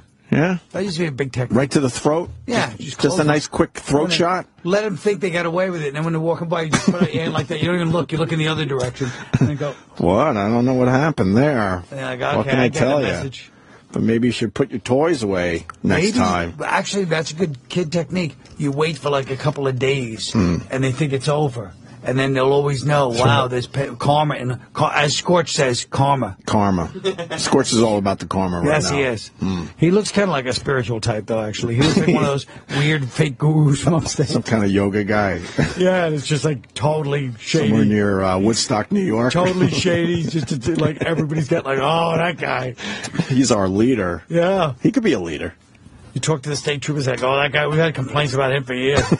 I don't care for his tweet. You have a few more minutes before you have to meet Jerry, because we want Denny Falcone to come in here. Yeah. He told me yesterday that he's taking notes. I like an idea, man. Because, as much as we're trying to, just have a little fun here, the fact is we're still in a shitty position and trying to figure this whole thing out. And this could be the answer coming right in. And Denny sees an opportunity. So sure, right into Anthony's seat. Is anybody sitting here? Huh? Is anybody sitting here? Is anybody sitting here? Gentlemen? Hello, Denny. Hi, Denny. How are you? As a radio professional, how are we handling this whole thing so far? We got to fix these headphones here. Got to get some juice here. Yeah, he's got a point. Yeah. I think you guys are doing an admirable job. Usually in radio, when somebody gets fired, they don't mention anything on the air. You've worked at stations like that where somebody gets fired. And I never listened to them. Yeah, it's terrible. It's a terrible idea. The morning show gets fired, and they have the fill-in guy come in. And, people call up and say, hey, whatever happened to so-and-so? And they go, I don't know, the program director just said They started yanking replays with Anthony's voice on it. I got right on the phone and said, what the fuck are you doing? That's the stupidest thing ever. Don't do that. So dumb. And then they brought it back immediately. You can't not play Anthony. It's ludicrous. And now I'm in the middle of an argument that we should be able to play our archives. What the fuck? Of course. So every time Colin Quinn was in and killing for us, we can't play any of that anymore? That's ridiculous. Please don't set him up like that. I was going to say those are some of the finer clips in the archive. That would have been my response to He was going to say, yeah, that 2 minutes is gone. It's better you say it than he says it, I guess. Because I didn't have anything that good, actually. Look, I have to leave in 10, Denny. Cut to the ideas. Well, the thing is, I think big intro and say it's too much. The show needs a name. The show needs a name. So, some of the names I was, kicking around was like OMA. Opie's Morning Attitude. Oh, I like that. Right? OMA. Attitude is funny. I started out as the nighttime attitude. Right, exactly. At BAB, the home of rock and roll. Right. That was my show. Opie's back from nighttime Mayberry attitude. and Demented as Hell, right? Remember? That was one of the old newspaper ads. Opie's back from Mayberry. And why the fuck you would you really bring this up in front of these guys? Danny, why the fuck would you do this to me? So happy wait, hold on. Why the fuck would you bring this up in front of these two? Yeah, I used to collect a lot of the things in newspapers, like radio stations would put ads in there. Yeah. Demented attitude. I like that. Yeah, I saw this in it. You know, I was working at a competing station out on Long Island, playing the oldies, and I saw this, and it said, Opie's back from Mayberry and demented as hell. And I said, wow, I guess that sounds pretty wild. You never heard that one, Jimmy? I did not, no. Yeah. And did you feel like that was the kind of station you would listen to? A guy's demented? No, I listened to him at night, and, you know, he would do a lot of zany bits. And, fuck you! No, zany? How dare you? They were. Zany's a compliment to him. What's better? Oh, know why they're zany to him? Because I forgot.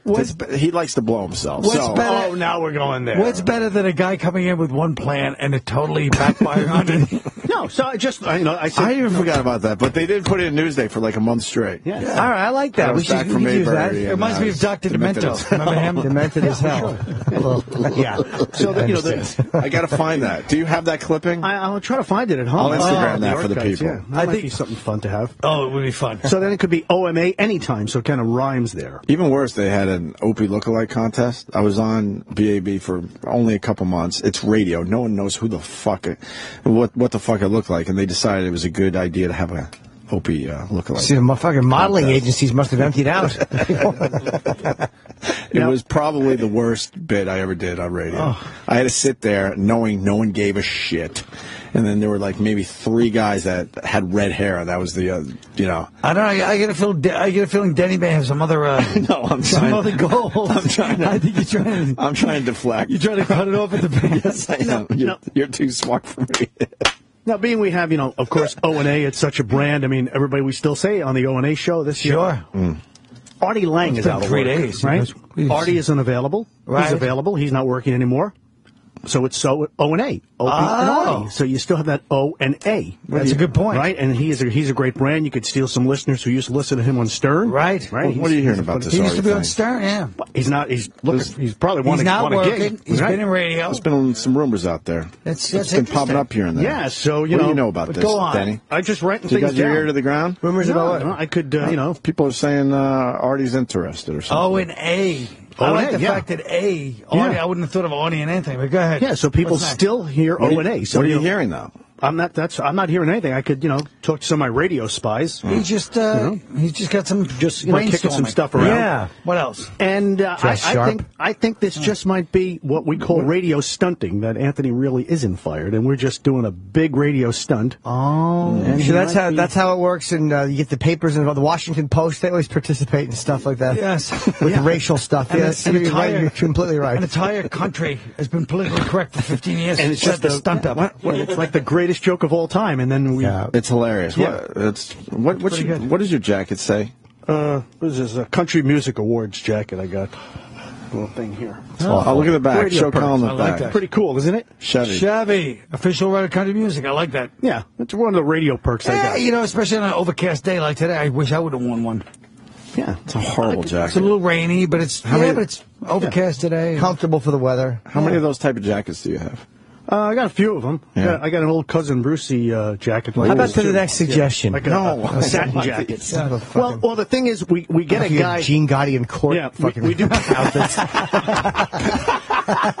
Gene Gotti. Tracksuit. That's a tracksuit joke, if you don't know, Denny. Yeah, I know. I got it. Is that too blue for you? No, I got it. The Tinkle King, right? Well, Denny's also Italian, so he has to be. Oh, the Tinkle Lord. I forgot. Your name is the Tinkle Lord. I agree, Denny. I don't like when they go that. Go ahead. I keep it PG myself. I mean, these guys are intelligent enough. I don't think they need that kind of humor. It's sophomoric. But go ahead. What's next? You sound like every fucking PD I ever worked for. Yeah. You guys are better than that. Shut the fuck up. Yeah, no, we're not. It's got a point. Yeah, if you do this, Denny, I know what you're saying. Go on. All right. Just come up with some ideas. Like Journey, they had to get a new guy to replace Steve Perry, right? We go out there, there's a lot of guys on the beach. That's a radio term for when you lost your job. You're on the beach. Oh. And you start having auditions. Guys who sound like Anthony. Yes. And do things like that, right? No. Chicago, Chicago, when Pete Satiro left Chicago, they got Jason Sheff. Sounds exactly like... Sounds like him, but the difference is they end up creating new material every day. No, but who cares? You got the voice. Next step. Yeah, you just redo all the bits. If the Exactly. Guy's just kind of like what Journey's doing. You find the Filipino kid. You don't do any more new stuff. Like, let's find Filipino Anthony. Let's go to the Philippines. It worked for Journey. You get somebody, and you guys just do bits. 1999, and you do a bit that you do the show that you did in 1999 with this new guy, and it sounds, I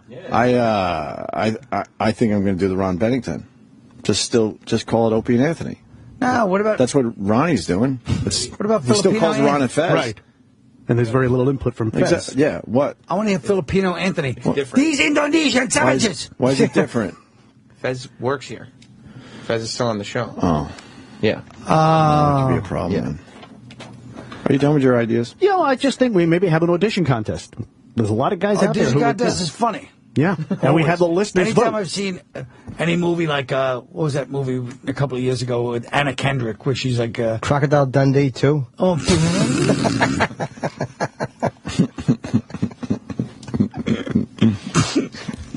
that could have been a great movie. Only they listen. Only they listen. You're kind of still holding out hope, I think. Part 1, I wish I could find that script. You should do a redo. There's nothing I'd want to read more than that script. It really would be the work of a deluded ass. Do you really have it? No, I wish I could find... Oh, that's right. We talked about that. Oh. Who has it, then? Just the kind... If anybody was like that now in comedy, I'd be, you're such an ass. You're such an... That person's... I wouldn't even talk to him in comedy. That person's an asshole. He's one of these guys that thinks... that's who I was. Denny? Also have Opie's Morning Magazine, OMM. Wake up and say, Om. Right? Opie's Morning Magazine. People are into that spiritual thing now. Yeah. We're doing yoga. And you guys doing a lot of features, a lot of bits. Like, what would you do with the magazine thing? Well, you call it a magazine, and you run it like that. Yeah, Opie's Morning Magazine. I like that idea. Run it like a magazine. Well, how about you have today's centerfold? That could be a highlight bit from yesterday. Similar. Opie's Morning Magazine. Don't blow me off. And you do movie openings. Got a good collaborator. You have to call them He's things. autistic. Yeah. It's obvious. You have to have benchmarks. You always wonder what happens to the autistic kids. Though. They become Denny. But wait, here's what he's trying to say is that what? By benchmarks, he means things where you go, okay, every day I know I'm going to see the editorial. Is? I have the editorial every day. Yeah. And Jim's idea about centerfold is not a bad idea. I don't know if it would be the highlight of yesterday. That sounds like going over yesterday's news, but eventually you could be the editorial, though. Maybe we do the magazine thing one day. Yeah. We bring Colin in for the editorial. Who does sports? Well, you're pretty good with sports. I suck at sports. You kind of know your thing. I know basic shit. How Jimmy about knows E-Rock? sports. Yeah, I'll do 'em. Yeah. Jimmy's no good at him. I wonder how many fans right now are already on Twitter. He doesn't want to do gyms. Yeah, I'll be happy to do sports. What about E-Rock doing sports? No, he doesn't know He's sports. doing the consumer thing. He's doing the other not stuff. Sam. He went to Syracuse. No offense, E-Rock, but he's just a lump of shit in there. He doesn't know anything about sports. E-Rock's ready for the consumer today, by the way. How about Carrie Ann? Carrie Ann could be good. I'd like that a lot. Get her to do sports. We have sports channels here. This is where we could cross-pollinate with Now, how other about this? channels. How do we get the girl in to do sports? Not cross-pollinate with fucking Chris Russo. Yeah. Exactly. Take somebody from the want Mad to Dog channel. They want to cross-pollinate one of the with update guys. Carrie Ann. Have him come in. We do need some a girl sports. with big boobies. Well, No, doing you're the not allowed to sports. say that. Not allowed to say boobies? You got to say tits? Baby No, feeders. you're not allowed to say Anything about their physicality. about yes. Oh. With a lot of knowledge. I'm an employee. I just thought I had the wrong word. I'm sorry. No. Oh, the concept is bad. Yeah. Oh, okay. You're not allowed to say it. Young Carrie You Ann can with think her it, though, sports still, knowledge. right? We're still allowed to think it? Sure. Yeah. And look? So far. Are we allowed to look a little bit? So far. I hold my take a shaft peek? when she walks in. There's nothing she can say if I'm already holding it when she walks in. Right. I wonder if that would be a rule. It's a strategy. Exactly. What do they call it? Precedence. He's already holding his cock. Yeah, Obama, right? Go ahead. Also have a good movie bit that we call That's the Ticket. Generous. That's I like the ticket. this. We I play like like Hooray for Hollywood. That's the ticket. Monday morning, you talk about what happened in the movies this past weekend. And the big winner was... Guess what? I love that because I read that anyway. I go on Google. I go, what happened this weekend? Box office. You like seeing who came out on top? Planet of the Apes, I believe, right now. Yeah. On top and, We saw that coming. Yeah. Yeah, but it's always obvious which one's on top. Exactly. There's no surprises there. So you're saying that they don't know what they're doing in the movies. They certainly do. They know when to release a summer blockbuster. Yeah, I guess you're right. And it's called That's the Ticket. We play Hooray for Hollywood. Everything has to have a musical bridge. Should we do? Should we do one day? Yes. Where Denny is the executive producer. You're out, Sam. Disappear, scumbag. Denny, you are now hired as producer. Can you you got to give everyone on staff? What are you talking about? Sorry, I'm going to be doing late. This for you. I won. I'm in. What time is your breakfast? 9:30? You're panicking. 9:15. All right, 17 minutes. Yeah, it's a quick cab ride though. I can't imagine. I bet you he gets there. If you're not there at 9:15, Jerry's out by 9:16. How uncomfortable would you be if me and Jimmy walked to breakfast with Jerry? At what block would you say, "All right, guys, enough. I really, you can't do this to me." Yeah. At the probably after the editorial page, if I can keep. No, I'm serious. We're walking up 6th Avenue. And now it's a goof. We're all goofing and having fun, like we're going to mess up your breakfast. But when do you finally go, It's guys? not a business meeting. He's my friend. I wouldn't feel comfortable at all. So we could actually walk in with you. Yeah, but you really couldn't hang with us during breakfast. So when would you finally say, all right, guys, enough? When we got to the table, I'd be like, hey, Jerry, you know these guys, blah, blah, blah. All right, guys. I guess you'll sit over there. You would give us an all right, guys? I'd be like, all right, guys, I guess you'll sit over there. Well, was Tom Papa? You'd tell us to all sit together? No, Jerry loves Tom Papa. No, but I'm saying if it was you and, say, Bob Kelly, or you and Tom, you'd say, hey, why don't we all sit together? What do you mean? If it was Bob Kelly, I wouldn't. No, if it was you and, no. Not if it wasn't Jerry. If it was you and another comedian. Right. Say it was Norm. And I walked in with you, you'd go, hey, why don't you sit with me and Norm? Norm MacDonald? Yeah. Yeah. Yeah, that's true. I had 2 interactions with him. With Jerry? Once we were online waiting to get in a restaurant, and we both had agents, and we were introduced, and he just went, that's all he gave us. And then we realized it's time to turn around and wait for our name to be called. So I got Hilarious. It's the truth. And then there might have been a shindig, someone's bachelor party, and after the fact, I went on stage to talk about comedian and realized I had nothing to say after a minute. And he knew it and just turned away from me. Were you introduced to him? Not really. I introduced him to Jerry. You did? Yes. You did? Yes. Oh, I apologize. Okay, I'm just kidding. I did. Did you? Yes. So Jimmy introduced me, and then I'm like, I just saw Comedian. I loved it. It was different. And I told him how much I liked it. He appreciated it politely. Oh, thank you. And then I didn't have a follow-up, and then we kind of looked at each other, nodded a little bit, and then he, turned away from me. And I felt my whole body heat up. He's like, well, I guess this is... Yeah, Jerry's very formal. Boy, is he. Thank you. It's not easy to talk to Carl. No.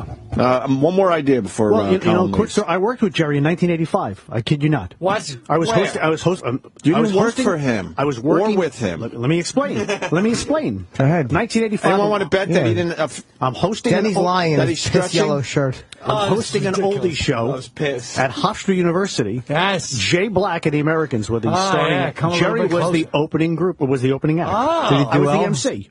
Yeah. I heard Jay Black speaking of... I heard they were with the boys, huh? Yeah. Yeah. What? Jay, yeah. What? You remember when Jay Black showed up at the Gotti trial? Right. Remember, he was a big supporter of yeah. Oh. Yeah, back in the day. Well, I like some of these ideas, and I'd like to be in on them. And I also have Sports Animal. Sports Animals where we'd have the sports guy come in. What? We're trying to figure out his technique when he blows himself. No. That's not him. You gotta remember, I know, but we're trying to figure out if that's his technique, where he grabs his own ankles and pulls them forward. Hey, listen, Denny, let me tell you something about it. Even though these guys are being crass and crude, it's nothing to be ashamed of. Honestly, it's not. I'm serious right now. I agree with you. This is it's lowering the blah, and it's sophomoric. But it's, in all seriousness, it's something to be proud of. Yeah, I brought Jerry on stage back in 1985 at the Hofstra University. He doesn't work blue. And guys. Jerry from Massapequa, Long Island. Give Jerry my regard. Yes. Thanks, Colin. Thanks, guys. Yeah. See you later. We appreciate I gave you my spot. I'll let you talk to him. We appreciate the support, sir. Also got to give a shout out. Can you at least tell Jerry we said hi? No, I won't. You won't, right? I know you won't. But tell DL I said hi. Nope, can't do Give that. him my best. Is that your fucking best? That's your best. There we go. Unconstitutional. All August here in New York. That's good. I want to go see it again. Absolutely. Colin Quinn's great. We really should just kind of show up where they're having breakfast and just stare into the window. Yeah. Hey, guys. Colin would be so uncomfortable if we were there. Yeah.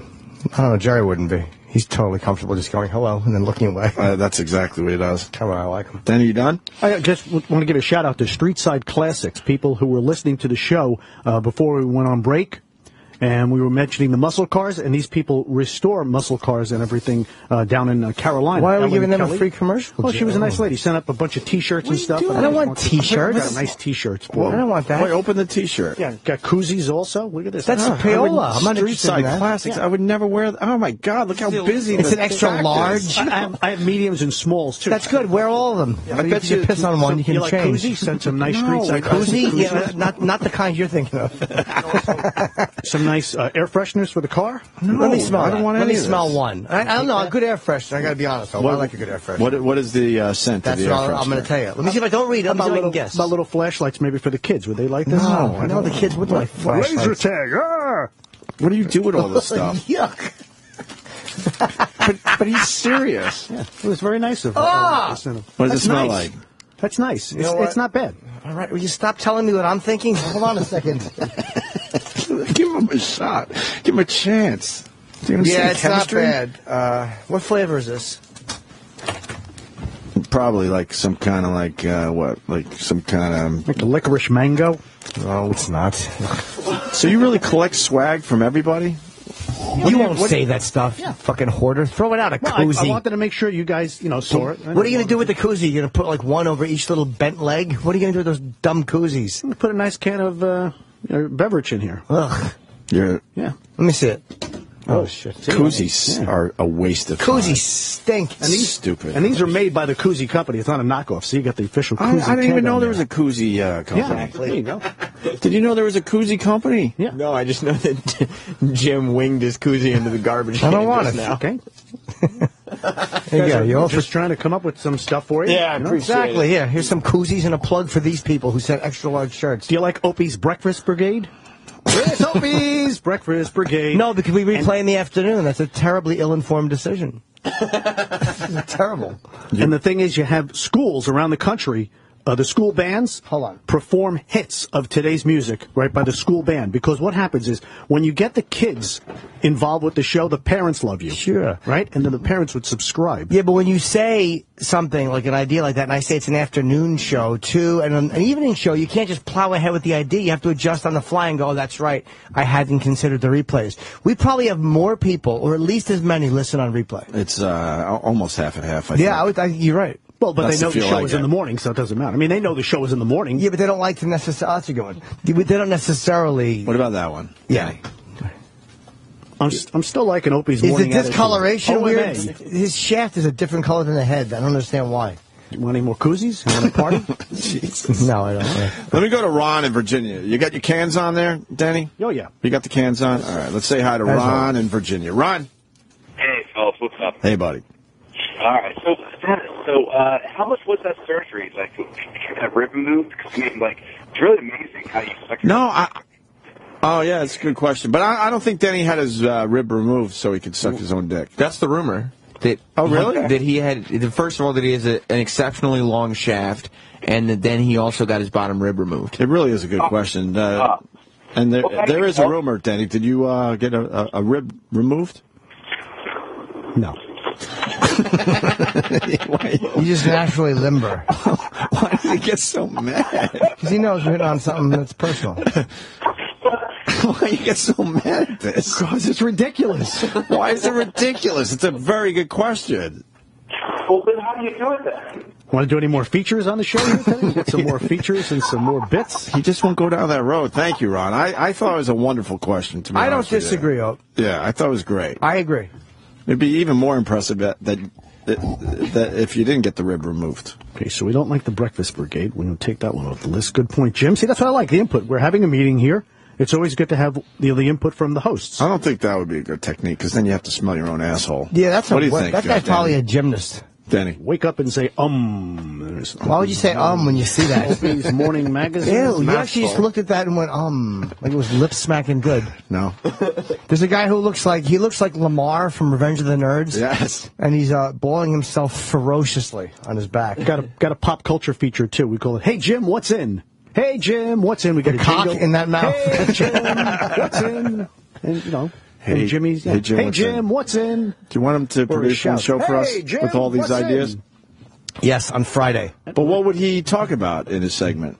what's in pop culture. You got to do show prep. You got to find out what's going on. The fuck is show prep? You have to go on the internet. There's a lot of sites out there. But what would he talk about in his pop culture? Like what's big in pop culture today? Well, that's exactly what you got to find out. You know, I guess there would be a Kardashian story, probably. Yeah, just right? A lot of stuff that's going on. You know, People Magazine, Entertainment Weekly Magazine. Would he be allowed to give his own spin on these things? Exactly. What the fuck happened? No, my fucking tongue hit the thing, and I could taste the fucking spray on it. Yeah. So you just arched some spit. Yeah, it was so gross to taste that fucking spray that they spray on. Should put an air freshener on there, maybe. No, it doesn't taste bad. It was just, It smells like lemon or whatever. But yeah. All right. Need a name for the channel, too. Why? I think they picked a wonderful name. Yeah, serious talk. WTC. Couldn't be any more bland. What? Auditory Experience 106. Why don't they just call it No Frills? Right. No, I like that They one. should. I like WTC, the Wild Talking Channel. There's wild talking going on. It's World Trade Center. Why would you name it? Exactly. How about just 9/11 and boo-hoo after? No. Yeah, what? People don't like that one. That's awful. Are you guys all excited about the new channels coming to Sirius XM tomorrow?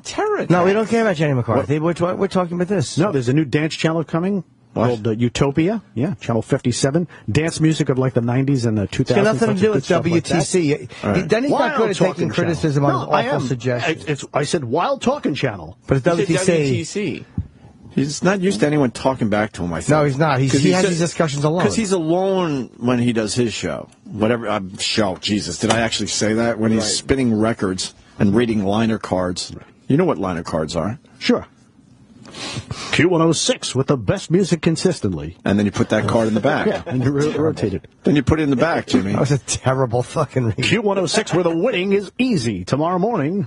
Yeah, and then you put that liner card in the back, and then you read it. Then you just read the one in front of you, man. There you go. Don't mix them up. Keep it on the queue, cause it's a blast. So what do you mean? Like those are? When would you do a card like that? Whenever you open the mic, certain breaks in the clock. In between a music sweep.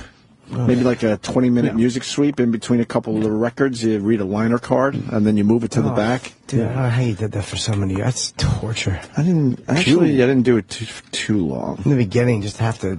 Like a complete straight music jock, I probably did... maybe only like, part-time. Definitely, they wouldn't let me do shit. I probably did for like 3 years. Oh, DL's on his way out. Okay. Great. Get the fuck out. All right, guys. Well, thank you for the time. Yep. And I just want to say thank you very much to you and Anthony. I told Anthony thank you very much, too. He made my life better, too. By exposing me to a lot of people doing DJ gigs. That was genuine. At the end, as we're wrapping up. Hey, tell Ant, give him my best. And he actually did the salute with his hand. Give Ant my regard. He thumbs up in the middle of nowhere. What do you think you got? I just need to know. What's that? Are you a little taste of the spectrum? No, not on the spectrum. I'm on the 60s and the 70s channel. I'm not on the spectrum. We think autism slightly. Slight. We're thinking, when we talk about you behind your back, we're thinking like slight spectrum. Yeah, like when people hug you, do you react like Rain Man when there's smoke in the kitchen? What do you got? Gentlemen, you got a problem with textures? What is it? I was on, but now I'm gone. Can you say I love you? Closing. I love you? All right, so it's not that bad then. How about the speech that Gail Sayers gave in Brian's song? Can you make this noise? No.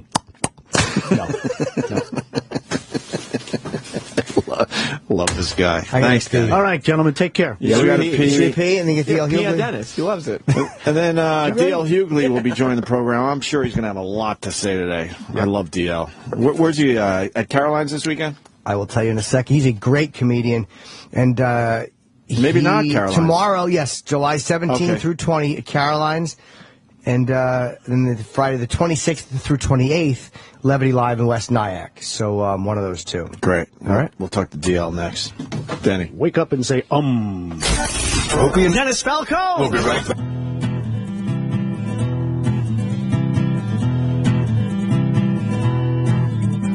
She's part girl, she's part boy. She's got parts everyone can enjoy. She's got more, she's got less. She's got her manhood tucked in her dress, yeah.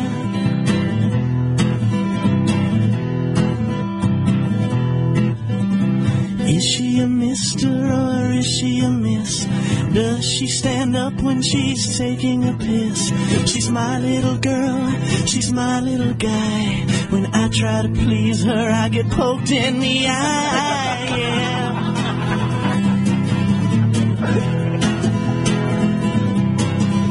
She wears lace and she wears flannel. She watches football and the Lifetime channel. What's that bulge under her nightie? It's just my hermaphrodite, yeah, hermaphrodite. Oh. Some things are white, some things are black. Some girls wear makeup, mine shaves her back. She is still beautiful, she is still fine. It's too bad her package is bigger than mine, yeah.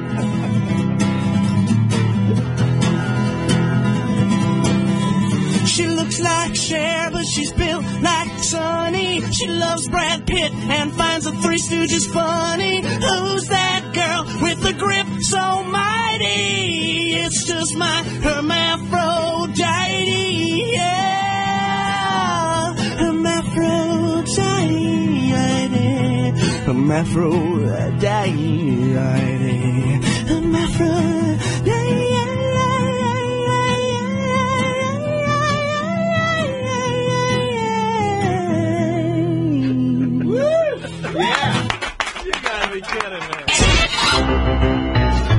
Clean the bowl with your sock. Opie and E-Rock are back. Just me. Where's Jimmy? Leaking? Yeah, he's still pissing. I thought D.L. Hughley was here. Yeah, I was told he was on his way up. I want to thank Pete Rose. He signed a ball for me. Pretty fucking cool. I was trying to get him in again today. I figured he was still in New York City. He'd stop by, say hi. Bring some bagels or something for us. We have to bring bagels, too? Yeah. Kenny. GH, you know what's up with me? What's up with you, Kenny? I did yoga 3 times. No, you didn't. Yeah. I'm trying to do yoga. It's not easy. What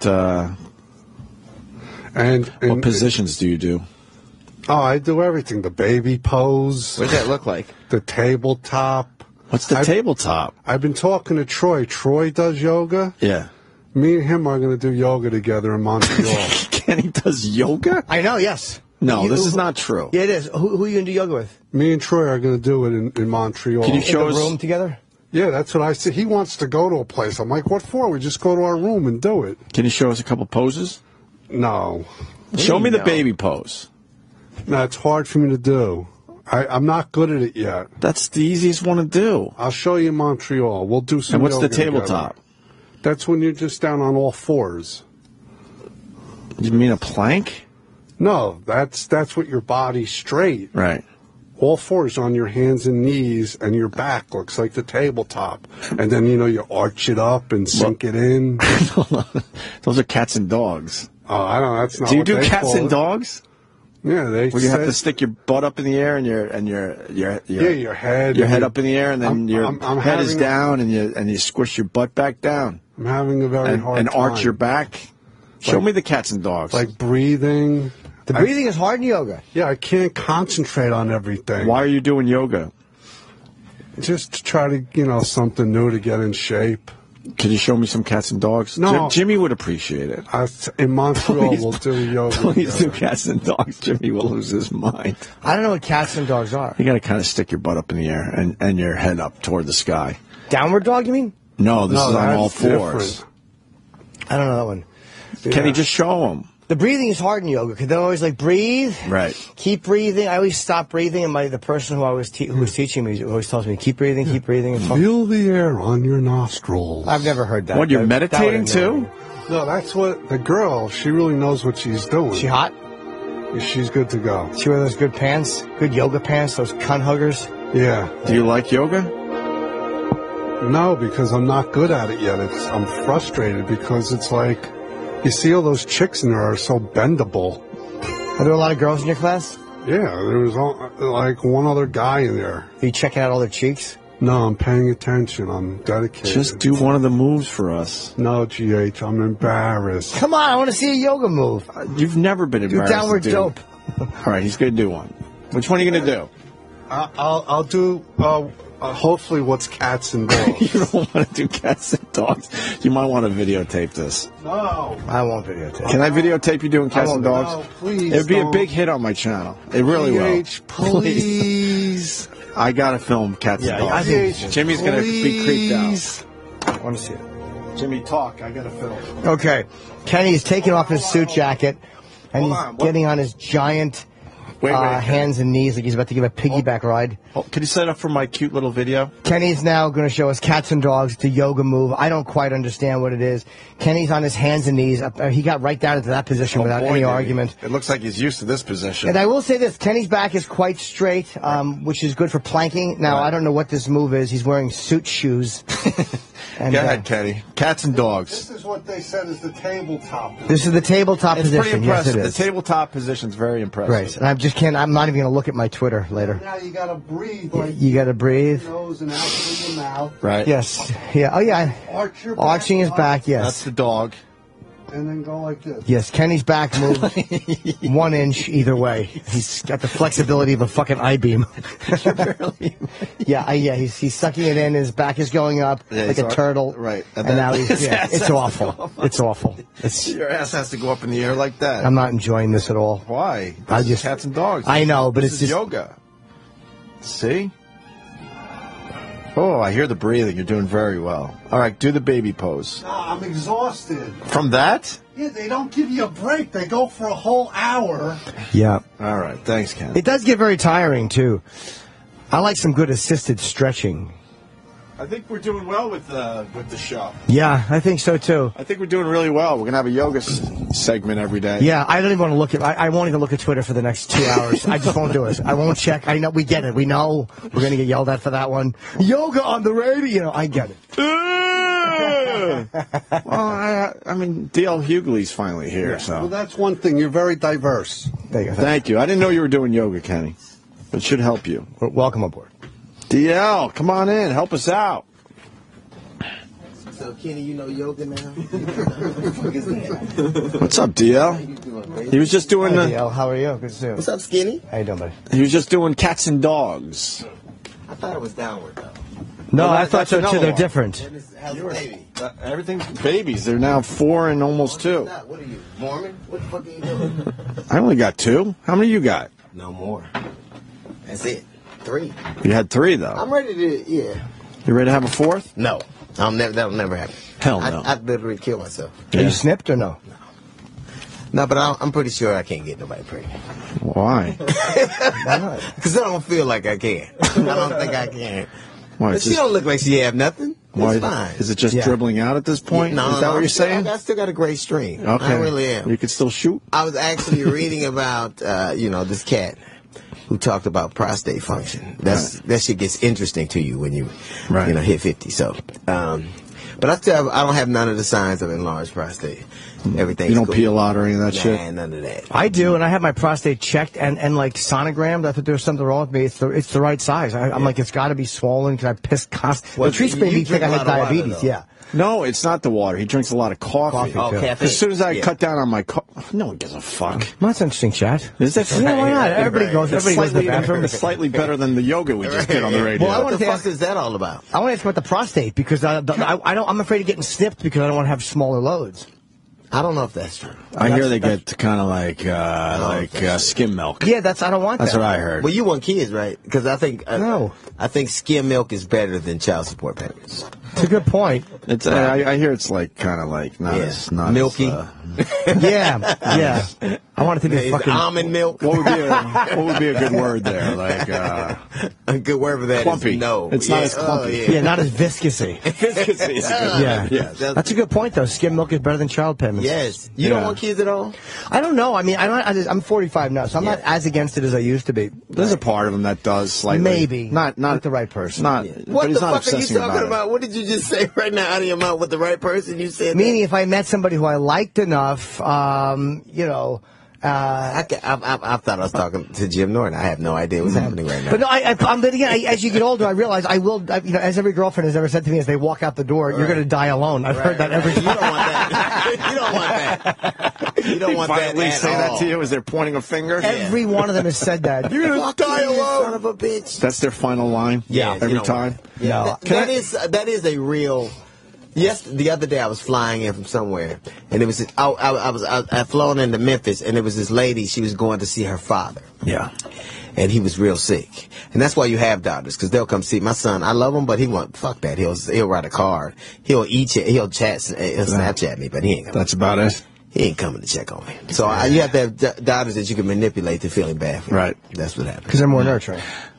Either that or they're trying to stay in the wheel. Like, fuck that. What this husband don't work out. Fucking DL smells good again. Yeah, always. Yeah, that's what happens. But I got a story about you smelling good.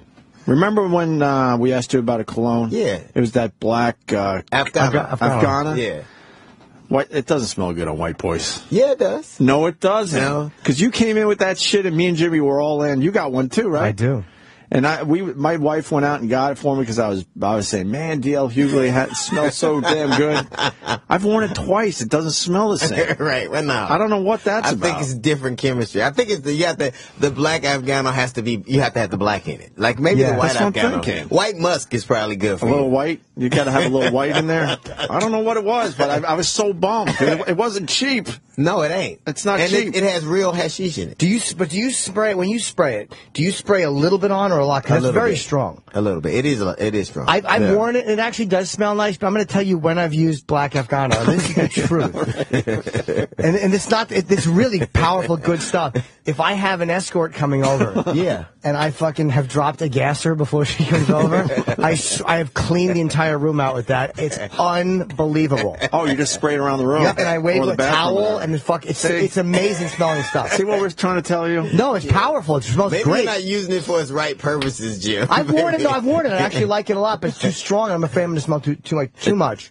Anti-hooker repellent is what this is. I love it. It just doesn't work. It didn't smell as good as when we smelled it on you. Sometimes things don't. But he's got something new on today. No, this is my all-time favorite. What is Zing?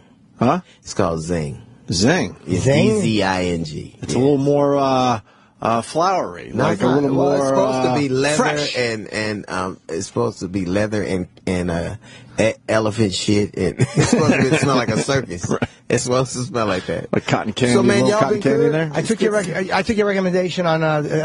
This is how powerful DL's good smell is. You tweeted a fucking scent, and I went out and bought it. Yeah, man. I like that. This is my co-host on the radio show. Hello, how are you? Sanders. And she has a fragrance thing. That nose of hers. Not only is it huge.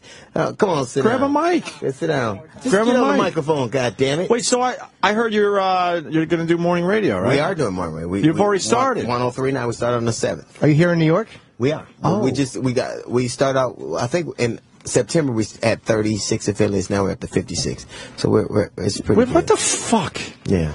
When we were busting our ass, it was so hard to get affiliates. Hey, man. No, I had the compliment coming. I did. I did, but you make it sound so easy. Oh, what this shit all about? The compliment was right around the corner. If you'd have just shut up, you'd have heard No, DL fucking knows how to do radio. Yeah, man, for I have real. a good time. It's real. a lot but you know what? And I know what I don't like about radio, and it's a lot to dig, is that I think there's just this, and I think it started a little while ago, but this pervasive sense of righteous bullshit indignation when anybody says anything, I don't get it. And radio is really bad like that. Black radio is horrible like that. This black radio is bad because white radio is horrible. I didn't think black radio came in as fast. White radio is more driven by probably corporate entities. White radio? Yeah. Absolutely. Like more corporate entities. Absolutely. But we can have civil. To me, I didn't never think Donald Sterling should have lost his team. I think that you should be able to talk shit about your neighbors. Right. Because when you leave your house, you're lying. Right. Everything you say at your house is the fucking truth. But when you leave your house, you say all the shit you need to say to keep all that shit. But I think that to keep civilized, right?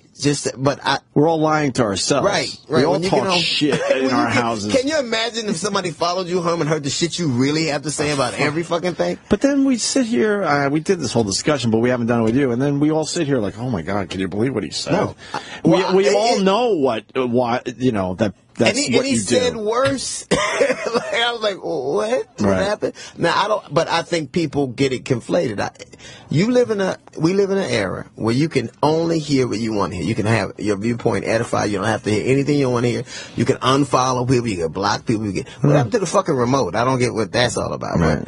But I just think, and I think for us, in terms of being a comic, that's the death knell. If we start succumbing to political correctness, this shit is over. And we have. Comedians have. It's a wrap. Except for, do you know who the balls in comedy are? Women. Yeah. They're the one. Amy, Joan Rivers, Natasha Leggero, like, they're the ones who not only refused to apologize, but they mocked the idea of it.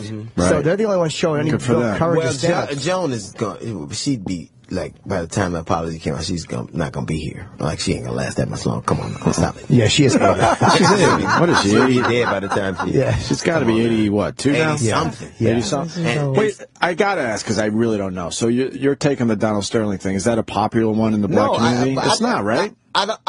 First off, I don't think a lot of people got all worked up about it. This motherfucker said shit that he said to us.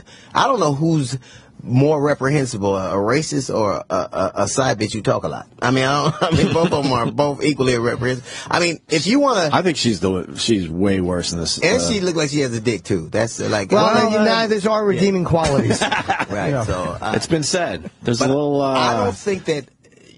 To me, if he didn't want black people in his game, well, because you're gonna need a nigga too if you play basketball. We were saying that before. Unless you're gonna make the movie Hoosiers all over again. Yeah, but you got the Eastern Europeans. They're moving it. Yeah, a little but bit. then you're They're gonna doing need all right. us. You're gonna need some. Always need you guys. It's gonna be a couple of black people. even the Spurs needed a couple of us. Well, yeah.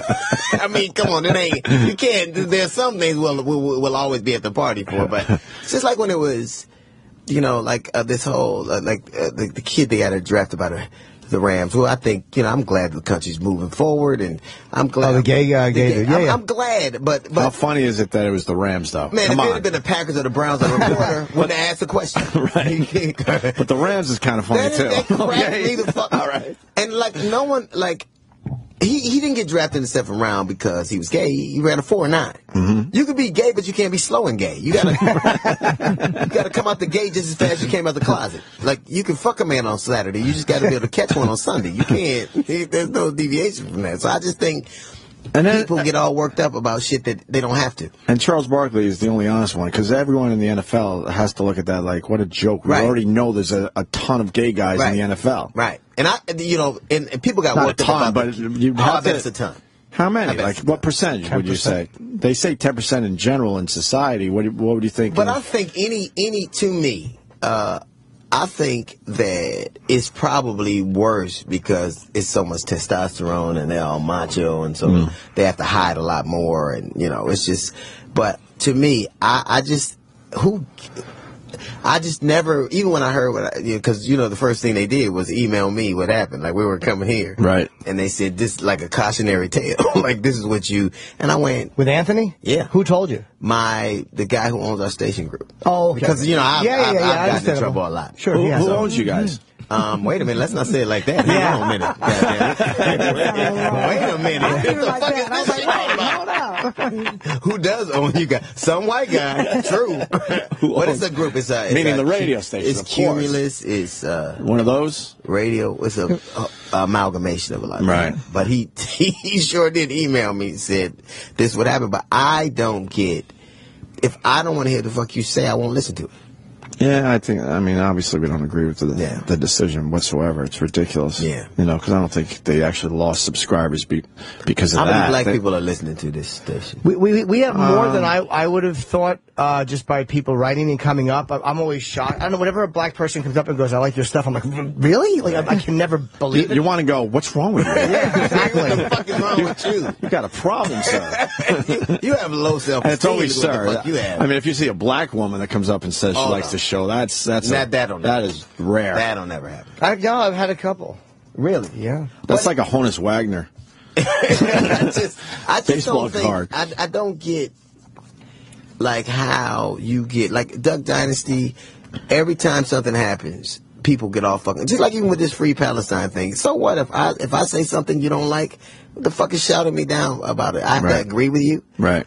Like, me and my manager got into a thing last night because I guess somebody had written Free Palestine, which I have. I mean, contextually, I have no idea what the fuck that is. But he said, well, they drop leaflets before they drop bombs. I said, but if you poor, where the fuck you gonna go? Right.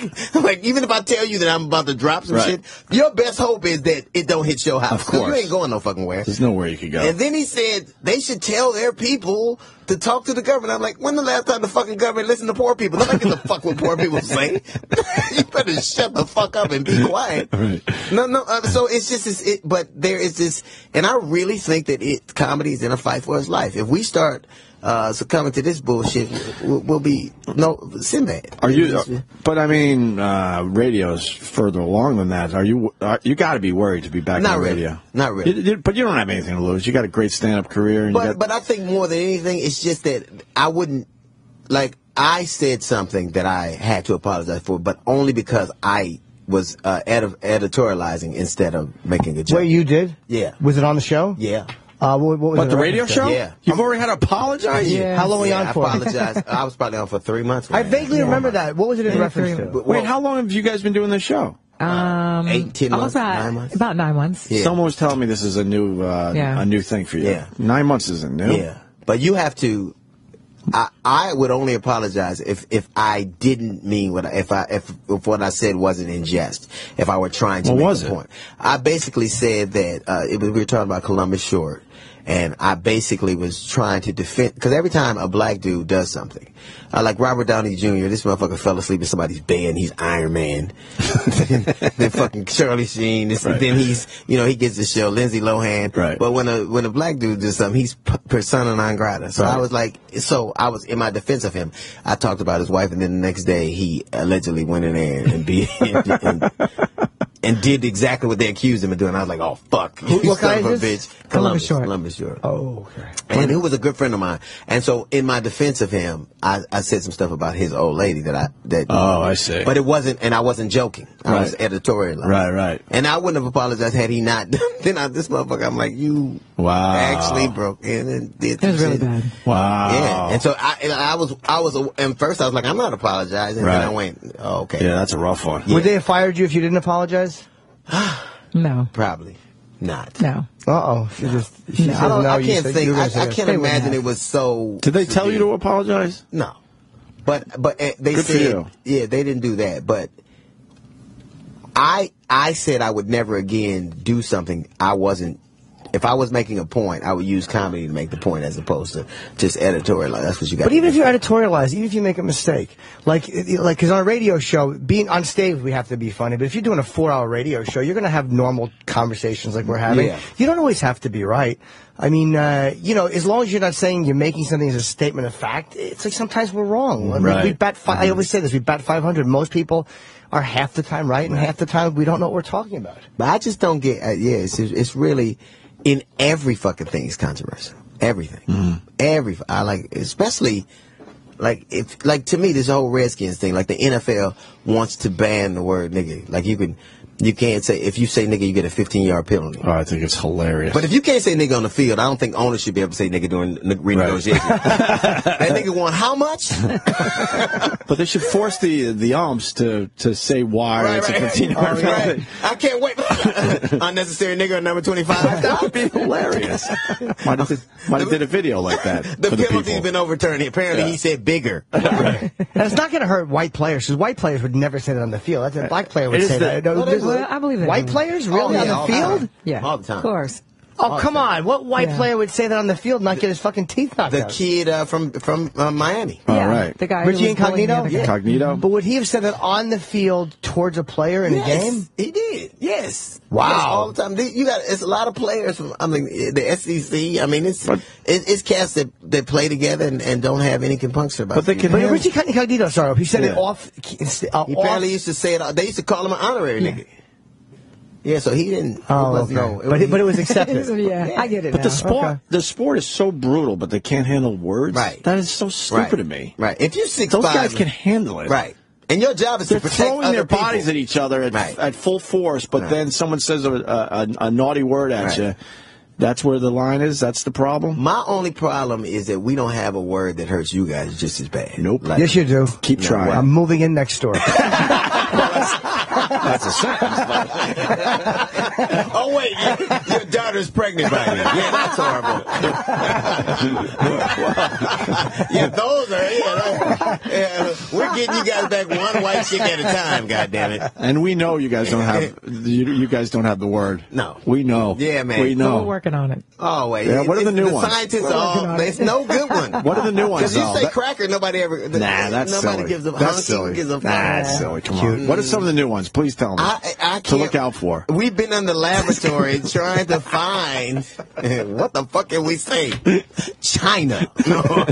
What the fuck? It's just nothing that because like Russia and America never fought because everybody had a bomb and it was mutually assured destruction.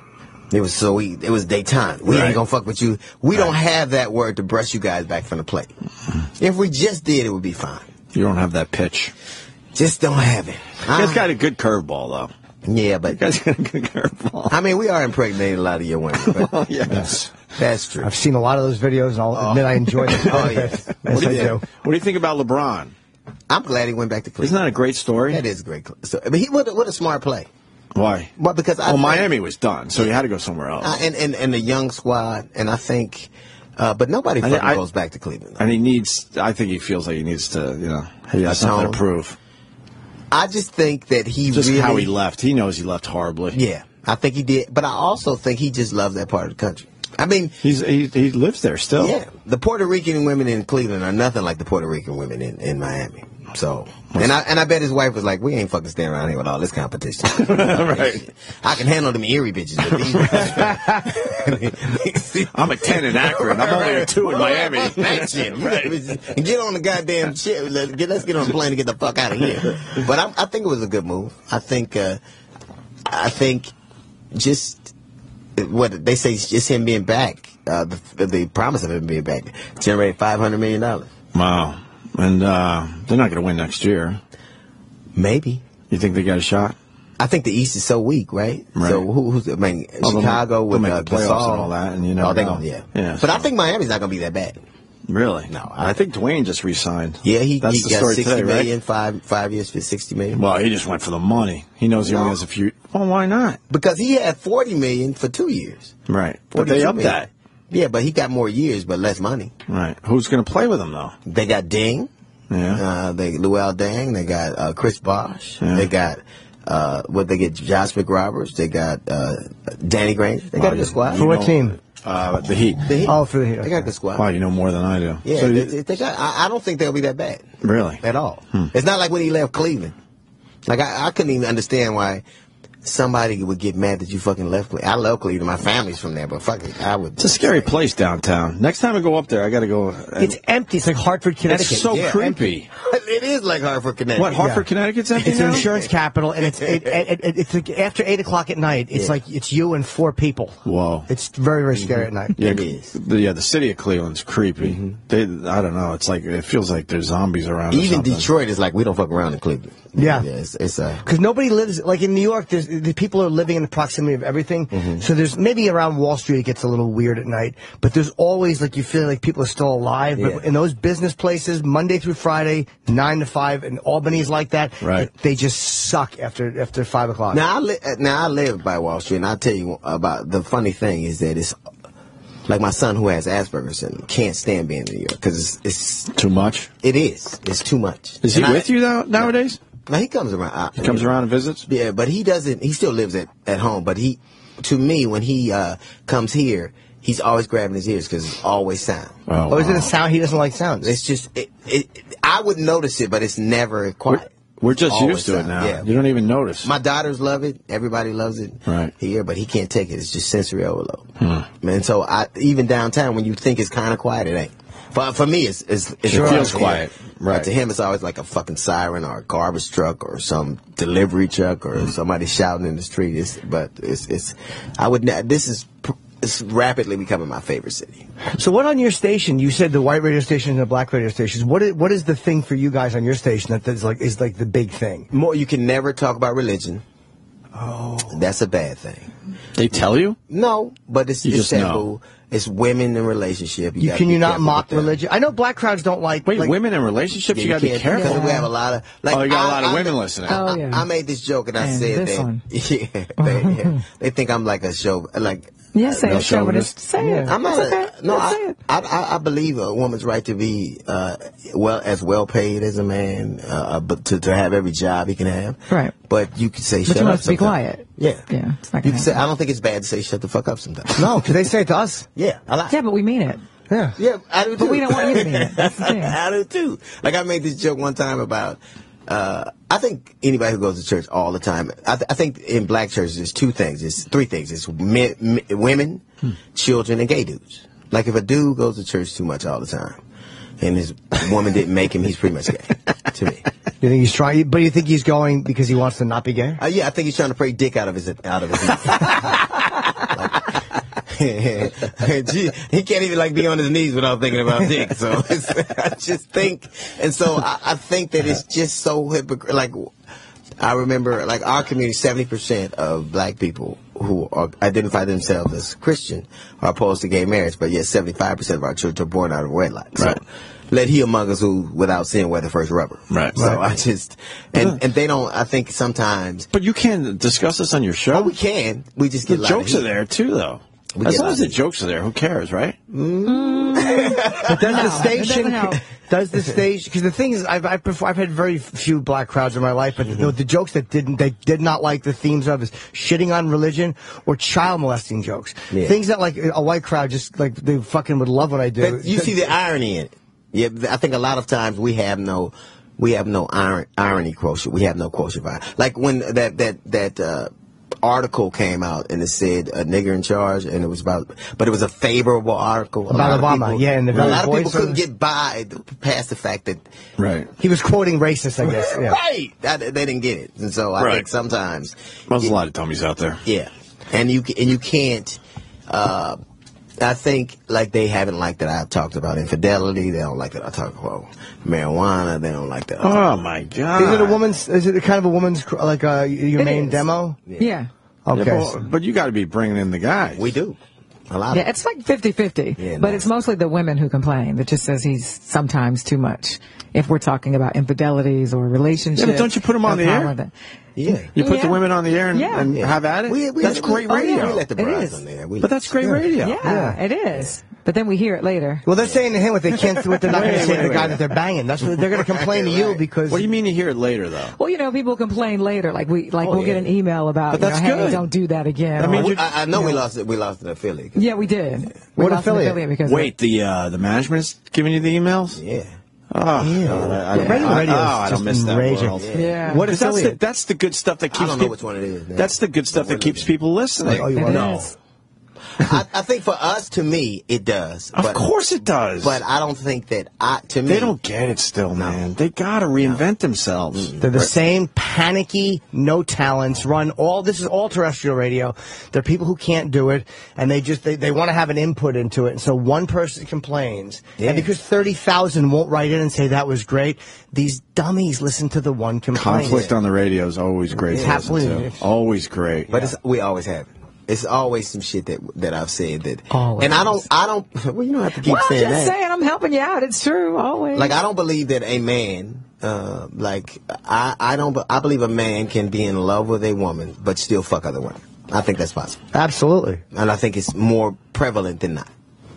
And I think women love the notion of that not being true. Because any guy who's the guy who women say they want is probably fucking another guy.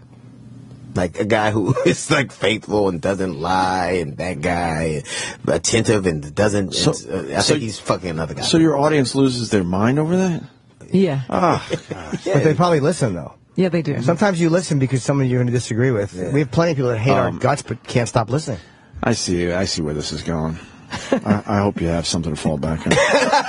I'll be honest with you, because we've seen it all before. Like, I see radio companies, they hire guys like DL who if I hired you, if I was one of those guys, I would just say, just fucking do your thing. I wouldn't give you one email, not one. But it's they're gonna fuck it up. Yeah. You're not gonna fuck it up. They're gonna fuck it up. Is that why you went to Sirius? In the end, I guess, yeah. Well, we had no choice 10 years ago. No one wanted us. We were standing on the end of a fucking plank with nothing but barren, empty water beneath us, and they rescued us. Hey, don't kill yourself. I've got a deal. Exactly. That sex in the church thing. Oh, yeah. Wow. So we had no place to go. But then they did bring us back. And they would not let us do. And people go, "Oh, you're just coming up with excuses." But it's the honesty here. They wouldn't let us do our thing. Yeah. They hired us, but then me, Jimmy, and Anthony, we got together. We're like, we're fucked. They're not letting us do anything. So we got this big meeting together with the lawyers, and I thought, okay, they're going to finally listen to us and realize you got to let us do our thing. And the whole meeting was why we couldn't do it. I'm so glad that happens to somebody else. Oh, it's CBS. Yeah. Oh, it's terrible. When they brought us back, and we walked out like, we're fucked. It's just a matter of time. We're fucked. What are they doing? We knew all the rules and all the like, you know, the areas that could be a problem. We knew all that, but we always knew how to work around it. Yeah, until we got fired. But but we did. Apparently, you and we got we got other issues here at Sirius. Obviously, we're going through the shitstorm with Anthony and stuff. It's terrible. But as far as content on the radio goes, we're way ahead of you guys. What did they? Okay, here's the thing. This is what I didn't get. Now, I believe Anthony doesn't like black people that much. I mean, it's your feeling when you've been in here? No, he's always nice to me. He's always nice to me. But I get the feeling that he doesn't. He's not obfuscating. He's exactly who he is. And so anybody who knows him, there's an element of the audience that digs him, that digs coming to the show for specifically for what he says. Right. And so what I despise is when they feign shock. Right. That he would actually say it. Right. That I don't know what the difference between a tweet and a the tweets were no worse than a lot of the stuff we did on the show. That's what I didn't get. They really weren't in the end. I didn't get it. Because it was one of those things where... But I'm pretty sure he hates black people. But no, he doesn't. No, that's not true. That's not true. No, honestly, not true. I get the impression that we are certainly not his favorite people. No, you might be correct there. but the hatred is... No, I think we're above Mexicans, but just... No, it's not a hate. It's what happens is like when you he's reacting a lot of it, and I'm not saying that he has the most liberal views. Right. But a lot of it is reacting to this pushback, like the press, the way they report things. And this is not about the judicials, it's the press and the way certain things aren't said in the press. Right. And then you start to hate the way things are reported. And sometimes you start to look at it's like you focus it on the wrong in the wrong area. But I don't think it's because I've had a lot of conversations with him about race off the air, and he never once, and he believed me when he was drunk. He's never once said. Honestly, though, fuck those niggas. What? No, but honestly, it's never been that. It's never ever been that when you talk to him one on one, and it's just me and him in his pool, and he's repeating himself because he would drink a lot, and he would just go. It was never about I hate black. It would never. You know, it was that. It reminds me of. Remember that? What was that? I'm mad as hell. I'm not gonna take away broadcast news network. Yeah, great movie. Peter Finch. I don't think. I think that we have in some ways fostered this environment where people don't feel like they can tell the truth, so it goes in, and then they get more angry about it. I think we would actually do better if people got to have honest dialogue. No one's so fragile. Like I have never. I remember. Right after Don Imus, you'd have thought I shit on the. I didn't. All I said was this: he had the right to say what the fuck he wanted to say, and I don't. I don't understand. To me, why how we're devolving as a society. I don't. Like I said, I don't. Anthony has always been nice to me. I dig him. And I think he's a bright dude, and I think he's a talented dude. I don't think he likes black people, but I don't think that's my place to. If there's an audience for that, what the fuck do I care? And the Imus thing, I'll show you how this hurt as a white guy, because you defended him. I defended him in my HBO special about how what travesty, and so he goes on the air and he thanks D.L. Hughley for defending him. Oh, really? Jesus. I was like, you son of a bitch. And man, do you know what? Even to this day, that fucked up all broadcasters. That's why I couldn't understand why more people didn't come forward and support Imus. Oh man, I did not understand it. They run as soon as it was you. I think that's how we all got together, by the way, because I think, if I remember correctly, Jimmy was in Washington. You were filming the HBO. Well, I knew each other, yeah. No, but I mean... The night before the two nights. Yeah, me, you, and Tell. No, I know Bob you guys Saget. always know, but then I met you for the first time, and we were bonding over the Imus thing a little bit. And you guys had just got suspended for something. That was the XM suspension. We were only on terrestrial the Homeless radio. Charlie thing. Yeah. And we bonded over the whole Imus thing, and then you started doing our show. Right. And I told you at the time, like, I don't know why no one else is speaking up about this. Yeah. Bill Maher did. Yeah, he did. Yeah. There weren't a lot, though. There really weren't a lot. There weren't a lot of, if it was a white-black thing, there weren't even a lot of white broadcasters. No. Not but many. I think everybody gets like that. They get so... Like, to me, like this whole... Like, you want to... What's up, Flynn? You want to say hi to Flynn? How outnumbered do you want to be? All right. Huh? Look, we're taking over. Yeah, the vote has just gone 3-2. I hope you know that. We're fucked. Ever since they find Anthony, they're not... What the hell? Black folks run this. Sway, take a seat over here. Open chair. Oh, my God. I see what the company's doing. They're trying to drive Anthony to suicide. Listen, it's our version of the NAACP. Yeah. What's the chicken? No chicken in there, man? What's up, How do you look fucking younger? What's wrong with you? He's doing something right. I thought that would be a great thing. Yeah, but that's depressing the shit out of me. Well, you look the same way, Dale. You haven't aged a day. All right, that's fine. Thank you for that. We've known you. You know Jasmine Sanders, my co-host. Hey there, how are you? Nice to meet you. Look, gorgeous. It's white people turning this. What the fuck is this? What is happening? Ratings are going down. No, but the black fans we have, there's 5 happy people out there right now. A lot of fists in the air right now. A lot of fists in the air in the break room. So what's the name of the show now? It's just... We have no idea. We don't even know what the fuck's going to happen. Yeah? We're just here today. We're having a good time. Yeah. Had a good time today. But you got to admit, you miss him, though, right? Of course. Terribly. I did radio with him for 20 years. Terribly. Nah, they're going to reverse that, though, right? He's going to be back, right? I don't know. I hope so. For real, I have no idea. He won't apologize, huh? No, but... No, and I don't think you should have to apologize for certain things. But there's certain things he said I think you should have phrased better, because it's like the race war thing. No, but it's almost like when you're angry, and if you're going to indict somebody, you can indict that person for being angry. But I think that if you're tweeting in that kind of rage, sometimes you spray bullets. And a lot of times you hit other people who are just bystanders, and maybe that's probably where he could have phrased things a little differently. Yeah. But as far as the sentiment of that woman, I don't blame him for hating her, because I know him well enough to know. He told me the story the next day. But if he'd have talked about her, assaulted. we're not a problem. Nobody would have a problem. Somebody punch you in your fucking face, just like, to me, just like, I just didn't get this is a race war, we're losing. I'm like, what? Because of... Did he say that? I didn't read that. He said it's a... You heard him. You saw that. I did not mean... And the white people. I think I accidentally retweeted that. I didn't mean... That was a slip of the thumb. Well, one thing that pissed me off was when he said black people are violent. I wanted to beat his ass. I'm sure you were not violent, motherfucker. Where's my gun? Right. Okay, I actually have a show I'm doing, too, so I'm going to go over I just wanted to say hi to Dale, because I saw you guys... Are you talking to Blair from The Facts of Life? Yes, that's what I'm trying to go watch. Is that Blair? That's Blair from The Facts of Life. She just walked in there. She's very attractive. Lisa Welcher. Yeah. Some of them fell off. Why don't you bring her in here for a quick one? Yeah. Where is she at? She's inside the studio, probably waiting for Sway. Right. Yeah, go Sway. Fine now. It's Punky Bruce. Thank you, Sway.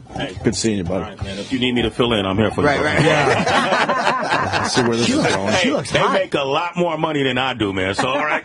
No, he makes a lot more money than you. I certainly do not. You're gonna get if Anthony doesn't come back, you'll get his money. No, they're going to drop my money. They're not going to raise my money. They're going to try to lower my money. That number was wrong. All right, I just want to say. It was off. It was off a little bit. It was off a little bit. Yeah, it was off. Oh, you think I'm gonna rob you now?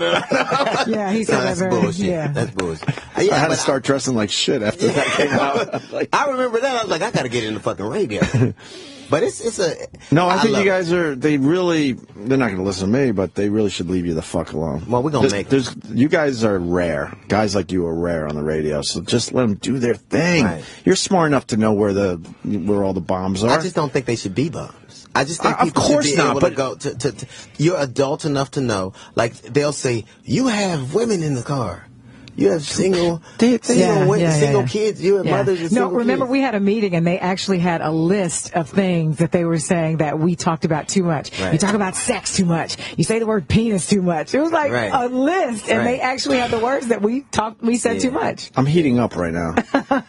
Getting turned on, right? Him saying penis. It was our nightmare forever. And that's why you went to the series. I mean, the content, they have never, that's why it's so weird with Anthony's firing. Yep. They never came to us once in 10 years and said, don't do that. Not once. Not once did they say, maybe you're talking about race too much or whatever. Nothing. And Anthony and Patrice would have amazing, and that's what the beauty of Patrice and then you was. could see this now. Like, if you go on Twitter now, they always post the dialogue between those guys would go funny. back, and it was brutally honest. It was and that's fun. the thing. No one has honest racial talks with people of the other race. Everyone has them with their friends, and even then they're eggshell walking. But those guys would, and they loved each other. So it wasn't. It was very comfortable. And I said this too. If we could have been on the radio the next day, we would have got through it. Yeah, because like I said, the jokes would have been there. Mm-hmm. We would have. Who got mad? We would have beat the shit out of them because there was somebody was down. Well, because it was a woman. And I mean, oh, sorry. Yeah, but the idea of she punched him in the face. A And few then times. She hit him really good once, and he said that what happened was she kept hitting him, and this is how I knew he was being truthful, because he said that he was putting his hands up to block, and she was saying, "Don't touch me," like that type of thing that would draw attention, like you were doing something, and I'm like, nobody lying would make up that detail. I mean, I would have believed him anyway, but that's like one of those things that's absolutely what someone would do if a woman was hitting a man to keep attention away, to shame you into doing anything. And some guys came over, and they didn't hit him, but they kind of gathered around. They're like, "Don't hit that woman!" And he had a pistol, and he didn't. I wish the story had been more about the way he had behaved instead of a couple of maybe the questionable things he said. I'm telling you, the only thing. First off, I think Anthony is honest, and I think a lot of people feel like he did. And there's an underlying sense of frustration because at least for him, it's a level of catharsis to get on the radio and be able to vent some of the shit you feel. But it's people working with people that have to go home and pretend like they don't feel like they feel, and they feel like the only people that can speak. The only time you can get in trouble is you talk about black or gay people, and people feel like that. But I honestly feel that the only problem when it got into like where I just think racially, when you say it's a race war and we're losing, and I had a gun, and if I'd have shot, first off, if you pull a gun on a broad, then that's even worse. Like pulling a gun on a woman is you might as well you'd rather take a domestic violence thing than actually even have that thought in your head. But I just think I didn't get how a company would then go, this is a guy who talks like this all the time, and then they would react like that. That's what shocked me. We hope he comes on his own back. time too. So. I thought it would have been hilarious, and I said this years ago, because Anthony would criticize like sometimes like the thug videos and the rap. I'm like, dude, they like the same shit you do. Right? They're fucking guys who just want to bang hot young chicks. They have guns and they have money. Like that's your life. All he does in his pool is he has a pistol on him, and there's girls all over. I wanted Anthony to go out and do these things. So I think he would have had so much fun doing this. I love guns, but I just don't think everybody should have them. I don't. Yeah. I won't have one. I don't. You don't. No, I would have pulled a gun on that woman in panic. Not out of being tough, but I would have panicked and then shot her and then shot myself in the leg or the foot. You would have pulled a Barney Fife. Yes, exactly. I would have fucked up. Or a Plaxico Burress. When Anthony comes back, and he will, we should, I will talk to my people. Okay, good. We're gonna need that. And then you guys have to let me kick Dennis Miller's ass. All right, that's the trade-off. Oh, what's up with you and Dennis Miller? I fucking hate Dennis. Why? Wow. I think I just never liked him. I used to like him as a person. I literally, if they said you get a freebie, you could kick anybody's ass and you won't go to jail. It's Dennis Miller. I'd beat the fuck. Does he know you don't like him? Oh, how could he not? I've said it on Howard Stern. I've said it on. He said it everywhere. Where did this start? Does he bash you back? No. He never does. Wait, where did it start, though? I think where was the change? It started with the Don Imus thing, and that werewolf. I said he looked like a werewolf. Dennis Miller said he said the same thing, and I took it from him. I'm like, where the fuck would me and you ever have the same stream of consciousness about anything? Right. Like we don't see, like that's kind of an easy one. It's like, but it wasn't such a genius thing that it would. It's an easy one. It's a good line, but it's an easy one. Oh, the werewolf line? Yeah, oh, that was Dennis Miller. It was hilarious. And he called my phone and go, "You're a funny guy. You don't need to do that." And I called. So he accused you of taking the line. And he called and then when I tried to call him back, he wouldn't even talk about it like a fucking man. And so then... Wait, what did he say when you called him back? He wouldn't answer the phone. He just left an answer. He clearly got my number from my manager. Right. Because they used to manage us both at the same time. And then he called me and said that. And then I was like, hey, man, I don't even know where you get that from. And I kept trying to call him, and he wouldn't answer. So I kept getting progressively more angry. Yeah. Like if somebody accuses you of something, they don't even have balls enough to let you explain. Let you talk, you know. Yeah. Then now I hate him. Do you know how you handle something like that when you see a joke that somebody you don't know? It's like, hey, look, just so you know, we have a similar joke. Right. I just want you to know I didn't get it from you. Right. I don't, I've said that to people before. If I see them do a joke about that's topical or whatever that I know I didn't watch them do, I don't want them to think I stole it. Right. So I'll say something. You never come out and accuse What's the guy. wrong with Dennis Miller? When would you think honestly, where would I have seen him do it? Right.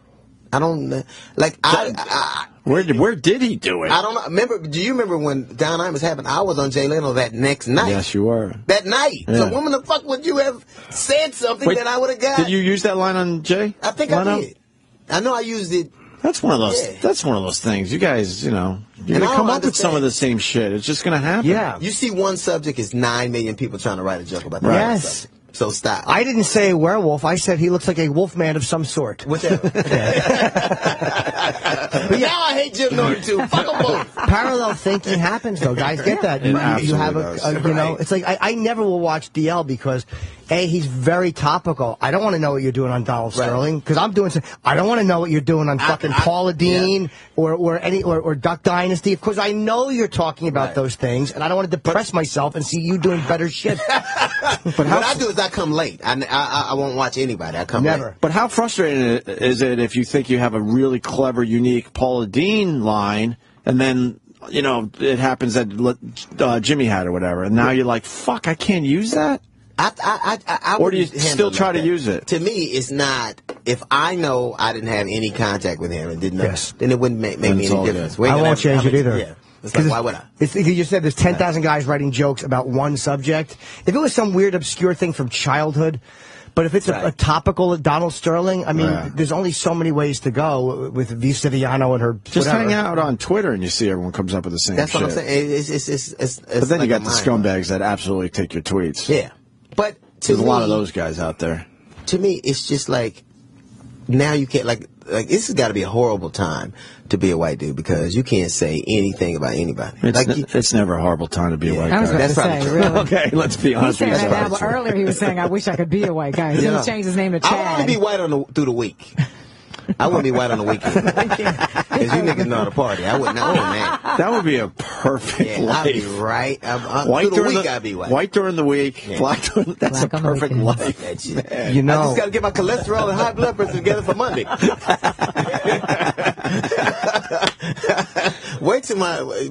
I think you can't say anything like, you mean I can't talk about black people anymore? Now, when that red light is on, you can't. But you can. Black people don't even get mad. It's other white people. I never have black people complaining if I do a joke about black people. It's always white people who are thinking, well, that's really bothersome if I... I've never had a problem from black people discussing this stuff. It's always some white guy. The worst thing is that when people go, okay, like when somebody goes, well, since you said that and I reacted that way with him, then I have to react that way to you. Like it's all equal. Right. Like it's not all equal. Some shit is like, what were we talking about? And it was a white guy who was, it was this girl. She had gone to a school in Harvard, this really exclusive school, and she dressed like a rich white kid. And that's offensive. The school, like how the fuck is it offensive to be like you didn't say anything ethnically about somebody? Oh yeah, she was supposedly mocking somebody or something. So she mocked your wealth. What the fuck are you upset about? cares? But that's the world we're in. But I don't mind. I'll tell you why. That's collateral damage in the shitty situation people are allowing to be set up with language. Because, like you said, it's all broadcasters. It's almost like the black hosts who didn't defend Imus think it's not going to come for. Of course, maybe it won't be a white joke. Right. It'll be a Korean joke. It'll be a gay joke. Right. It'll be a sexist joke. There's always something that's going to sink you. So you got to defend the other guys, even if they say something kind of stupid or that you don't like. Yeah, it's always going. Trust me, you'll get your turn in the barrel. Everyone gets their turn. Everybody. Like when Isaiah Washington got fired for what black people say at their churches every Sunday. Every Sunday. What did he say about gay people? I guess I don't know. But it was something anti-gay, right? Yeah. I don't even know if it was anti-gay. It was just what he called him. What did he call him? Did he call someone a faggot? Was it okay? That's exactly what he said. Was it a guy who's gay? Yeah. Oh, okay. Yeah. That's a little. Yeah. Yeah, that's a lot. But did he do it publicly? Yes. Yes. Next to next to the entire cast. Yeah, really. Yeah. I guess that's accepting an award. He's accepting an award. The award pushed him over. Right, the award pushed him over, and he was like, "There you go." I was like, "Wow." See, yeah, this time I didn't say fag. What? Yeah. Well, jeez. But I just think people don't. It's to me that people get so like. I guess now there was when I was reading this morning. I guess there was a carry group in Dallas, Texas, in Houston, and they walk around with long rifles, with semi-automatic rifle, and then they wanted to walk through a black neighborhood, and I'm like, that's deliberate. Like you're not trying to. What you do is hope that some shit happens, right? So you can use those guns and shoot people. That's the, right. What would be the purpose of walking through the Fifth Ward with guns? I think that should be a reality show, though. I'd watch that every week. We have a couple of episodes. Holy fuck. It would not last long at all. Who would take that? TLC? It would be on OWN. That's the damn show. What about the guy, the newscaster, who they said was editorializing and he shouldn't, but he was New Jersey saying that they don't. But in that neighborhood, like you look at a black neighborhood where this guy actually. He stole a security guard's gun just to kill a cop. And I could see if it was a shootout where the cop was beating him and, all right, people like this guy. But why would they build a memorial to a guy who just did that and then murders a rookie cop for no reason? Well, I think that is deplorable and no one should do that. But what about the two people that were defending Cliven Bundy and then they went and shot those two cops in Vegas? There's a whole paramilitary movement in this country that despises any government entities. And they thought those guys were heroes for shooting those two police officers. Who thought they were heroes? A lot of the people from that group. They said that it was the first strike in what they believed to be a war. Oh, you mean the married couple? Yeah, but most people looked at those guys that they shot the guy in the Walmart parking lot. But the only reason the guy got shot because he tried to reach for his gun. And then that's why he wouldn't have got shot. They were clearly hunting cops, and I think to me. They both are deplorable situations, but one of them is kind of caught up in this mantra of all these people who have a reason to do damage to authority are equally as deplorable to me. I watched the newscast this morning. I didn't think he said anything that I can't decipher what he got in trouble for. I can't. The newscast, I'm guessing because he wasn't supposed to be editorializing. That's on Red Eye last night. I said, no, he didn't do anything wrong.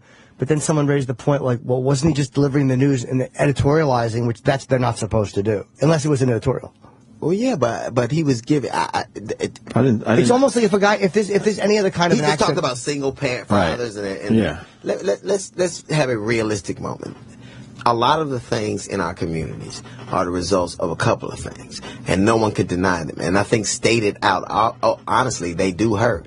But just like, to me, I can never understand what it is they're getting in trouble for exactly. Like when he said, there are a lot of people, a lot of problems in our community are primarily because some that were put upon us and some that are clearly our doing. But there is a environment between cops and young black men that is toxic. They don't trust each other. They don't like each other. It's like lions and hyenas. So how that happened, but then you hear about two members of the KKK being on the floor of the police department. So I think nobody can claim any moral high ground. And he didn't say anything that a lot of people don't think. Just like to me, when who was that talking about? When Dallas owner, when he said when I see a black man with a hoodie, it was Mark Cuban. Well, Mark Cuban said that. Now, I think it's an accepted part of American reality is that when you see it, that symbolizes some things to some people. Right. But he also covered his bases. But that was all. I think he did that just because he knew Sterling was hiring private investigators to target people. So he wanted to kind of give himself like, hey, I've already talked about this. But then he said he was just as scared as the white people, which is not true. That was simply to say I was making it. What's the word? Opposite. Okay, I know that. Yeah, he was doing something. And it goes back to the honest discussion thing. He was being honest. Half honest, but he is being honest. But I mean half because you actually bring up really good points about that. Yeah. But you know what's funny? People will accept. I accept the notion that people believe that young black men in hoodies are threats to them.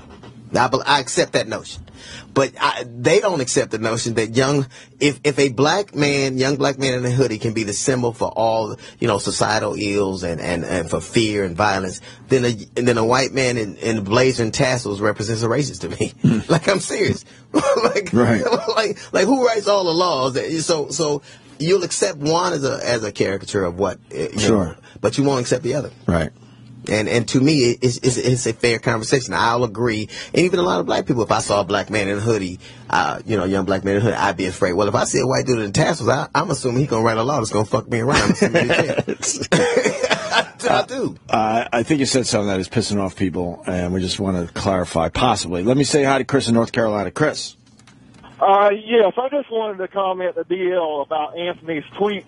I've got to defend Anthony. I don't know exactly what DL's referring to that Anthony said about a race war. The only tweet that he tweeted that's even close that maybe DL's referring to is where Anthony tweeted, "It's really open season on white people in this day and age. No recourse. Fight back and you're a racist. The predators know this. Good luck." Okay, race war, I didn't remember him saying it. But I just missed it. Yeah, obviously I didn't get it exactly right, but he did say something, and we're losing. So, but I mean, I don't care what Anthony said. To me, here's the thing. I think that what he said is fine. I mean, everybody can listen to him. He's entitled to his opinion. I certainly didn't take umbrage to it, but I think comparing some black chick whooping your ass to the whole interaction between black and white people, and it's open season on you guys just because you couldn't stop a chick from punching you in your face. I think what happened was what bothered him was like more guys came over.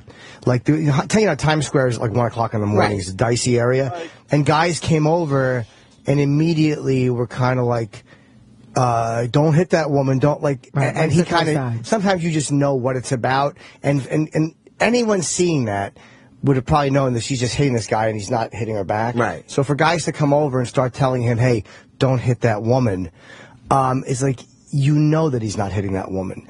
They're siding with her.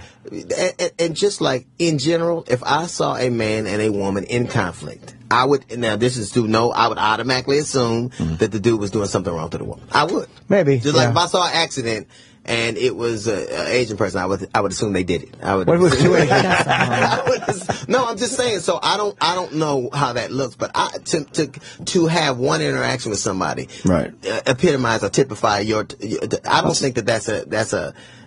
Look, I've got into it with white guys. I don't think that that's an indictment of how our interaction is, and I think that his rant lapsed off into like some kind of racial conflict. And I don't think one black woman punch you in the face is indicative of all people. But he said we're violent. He said why is it always they resort to violence? Like, well, stop. Yeah. I mean, he the violence is immediate, no discussion, just violence. Right. What he's referring to is a lot of the stuff that you see on the World Star hip hop videos and stuff like that. I mean, it is predominantly black people that they have a lot of videos showing them, like the knockout game, knocking white people out for no fucking reason. I mean, just stuff like that's what he was referring to. In this situation, he just got his ass whipped. I'm sure he was pissed. But to me, of black people around, they surround him. He probably felt, I mean, that's a bad situation. Whereas if you were in a certain area and a white girl knocked the shit out of you and some white dudes come around and was like, oh, what's that motherfucker doing? I mean, I wouldn't say, what I wouldn't do is indict every member of the white race because of my interaction with that one person. And the idea of us as being violent is really like that. To me, would be if a black dude in a hoodie is scary, a white dude putting a manifesto on YouTube is even scarier. But like who's done like the idea that we are any more violent than anybody else, and that idea permeates. But this is what I was talking about before too, and this is where. This is where it's the press and where the press gets frustrating. They will not mention, when it comes to a black on white crime, the judicial system handles it. Right. And the guy goes to jail for a long time. Right. But the press is so scared of any kind of a racial, like look at suspect descriptions. The man is described in his 30s, 5 foot, like they leave that word out. And there's a white reporters doing that. That's not black people. Right. It's like they're afraid of the word black. They won't say it. They won't have any type of a racial, they refuse to acknowledge that. So that's the type of stuff that gets frustrating. It's not even the behavior or the videos. It's knowing that the press will report it a certain way. To me, we look at the things totally different. Yeah. We look at things. I don't care. Like, to me, that's assault. Somebody punching your face is a fucking assault. And it'll be an assault whether a white dude did it, a white black woman. When Solange punched Jay-Z on the elevator, that's fucking assault. So that was a great fight, though. right. Well, fight means you fight back. It was one side. That was amazing. She could scrap. Yeah, she. But to me, I don't like the notion that there are these sweeping statements. I try to avoid them. When I say all the time, I'm not trying to paint everybody with one broad brush. Now, obviously, for comedy license in terms of comedy, I'll have a conversation like that. But why are they so quick to because all people are. All people of intellect and anger are going to be they're going to be quick to violence. I mean, more Americans have died at the hands of other Americans have died in all the wars we fought. So we're a fairly violent country. You got a law in Georgia now where you can bring a gun in the church. You can bring a gun to church. I mean, I guess prayer works, just not as fast as a Glock. I don't understand, like, where the idea that we are any more or less violent than anybody else is one that I don't necessarily agree with. But that debate, even if you're right, could be at least be had back and forth, right? Sure. As opposed to them, and he would have an honest discussion with you, and you would certainly be honest with him. And that's the frustrating part. But let a motherfucker punch you in the face. I would not. I could not condone anybody punching anybody in the goddamn face. But that's you and her. Right. It ain't got nothing to do with the people that came around. Yeah, I wish he didn't. I wish he would have been more clear and just been more angry with her, because sometimes, again, when you're fucking angry, you hit the targets that you probably shouldn't hit. But I would like Cliven Bundy when he was the rancher who was arguing about his fees. And he goes, how the fuck did we get in that conversation? Like, it's the black people. Like, motherfucker, we can't even afford steak, fucking cattle ranch. We don't know what the fuck you're talking about. How did we? He said grazing fees are un-American. Like those niggas. How the fuck we get in this? We're not in it. It's just hilarious to me how that's the first thing. And anybody who knows anybody, like you, and I think it's more people that have been insulated. That like one of the great things about a city like this in large metropolitan areas is that you have to interact with people. So you don't have to have a misplaced notion of somebody. You actually get to see them. If I watch World Star Hip Hop, I would think that's the world. But if you're from a small town, you got to assume that's just the world, right? The most educated member of our society, the most educated segment of our society is black women. Hello. They are. They're the most educated. Bullshit. It's just fucking true. It's true. It's true. It's a joke. Right. Come over there. Right. I didn't believe it either. But they are the most educated segment of our society, so you got to balance that against World Star.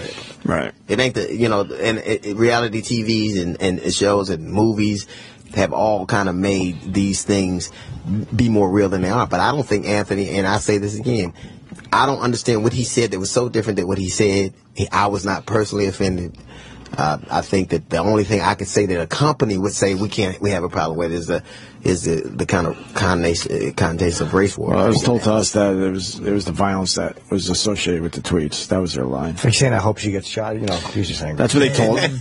We all hope something bad happens to something that hits us. Especially when you're angry. Yeah. That's what they told us was kind of the line. So So that was it. Oh, wait till you see the shit I wish on people.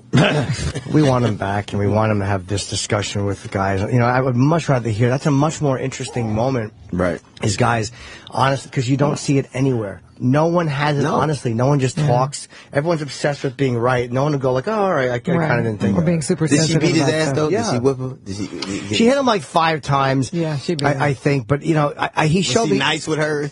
He said she wasn't the best looking girl. I don't know if you saw a picture of her. You ever see Apocalypse Now? She looked like a boat captain. And Anthony sent me a picture of his nose. It was kind of like you know, he definitely got clocked. He absolutely got clocked. Anthony needs a gun though. Like he ain't no fighter. They invented guns for dudes like that. Well, he's not. He's gotten quite a bit buffer. I've seen him in the pool. You'd be surprised. His body's a lot nicer than one might assume. You know, you can defend yourself. Yeah. That'd have been easier. I bet you calling the police would have been easier. He should have filed a police report, but he didn't because he was like, I didn't want to. Yeah. He thought it was like some lady hit me. Like, I don't bother the cops with that. But in hindsight, because the papers made that a big deal. The papers were like, well, he didn't file a police report. But if he had filed a police report, they wouldn't have said, well, they just would have ignored it. Right. Yeah, you ain't gonna go to the police and say some chick with my ass. No, that ain't gonna work. Right. Who would do that? I know. I have a friend that his wife used to kick his ass, and the police would come and go, "Man up."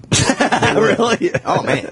And I almost fired him for it. Like I said, hey man, if you come back to the set all beat up like this, I'm gonna have to fire you. So he was getting his ass whipped at home, and then he almost lost his And then ass. he had to take it from. He had to get a restraining order. But I just think if everybody's allowed to kind of have a conversation and say what I think everybody should be able to say what the fuck they want to who they want, and if there's an audience for it, that should decide it. Just like Duck Dynasty, they said what they wanted to say. They lost a large percentage of their audience. Mm-hmm. Now that shouldn't be up to you or to me. It should be up to everybody wants to turn everything over to the free market until it's time. Right. If your audience is going to be with it, let them have it. Right. There you go. So, but when he comes back, you give me Dennis Miller, I'll get you Anthony back. You need more discussions like this. Like a lot of times on the subway, I'll look up to black people and I'll go, you know, we should talk. How does that work out for you? Not well. Can I have one of those papers? Oh my God, how bad would that be? We got lots going on. Jimmy's going to do the advice show today at 1 o'clock. Oh yeah, I forgot about that. So the number I'll be doing that live here at 1. So 1 p.m. DL's plugs. We have a Montreal plug for us. Will be tomorrow through 17, 18, 19, 20 at Caroline's.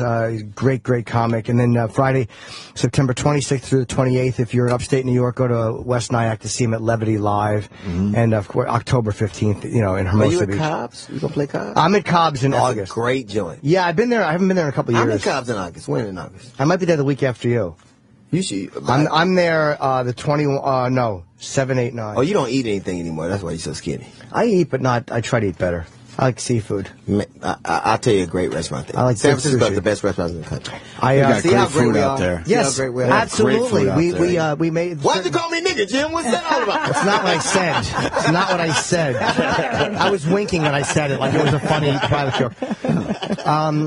Montreal, I will be at the Gizu Theater, whatever it is, Saturday the 26th. And then Cobb's, August 7 through 9. August 21 through 23 will be Dallas, and my Vice show comes on, I think, next Tuesday or the Tuesday after. I don't even know. Right. It's one of those two. And then you guys are doing radio where again? Here. Yeah. Today, 3 to 7. We're on. Oh, you're an afternoon show. I think a morning show. Oh, No. 3 to 7. 3 to That's 7. right. Yeah. We'd like that. Yeah. What channel? Radio 103.9. Mm-hmm. It was a signal out of Bronxville.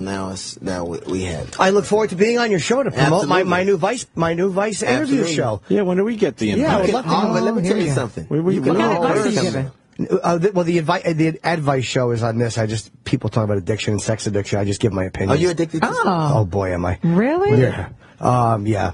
Are you, Jasmine, would you say you're addicted? I'm very addicted to sex. Really? Sex or love more? It's sex. Okay. You get Really? the love. What's love got to do with it? I just want to have more sex. See, get the black chick around y'all. So the inner hooker comes No, out. is it- See you I'm know saying? what? See, Call me It's hooker horrible. again. Are you See what married or happens. no? I'm single. Oh, I've me never too. been married. No? Me neither. Do you get sick of somebody after having sex with them a couple of times? Is it more the conquest? Because for me, it kind of is. Yeah, it's kind of the conquest. I like the chase, the fun around it. Are you a pervert? No. I'm a pervert. Well, define pervert. Yeah, I guess liking things outside the norm, like not necessarily just like an example. Give me an example. Golden showers. Yeah, no, I'm not going to do that. Okay, I'm not saying you. I don't mean that particular thing. But this conversation is now going to end. Feet, foot fetish.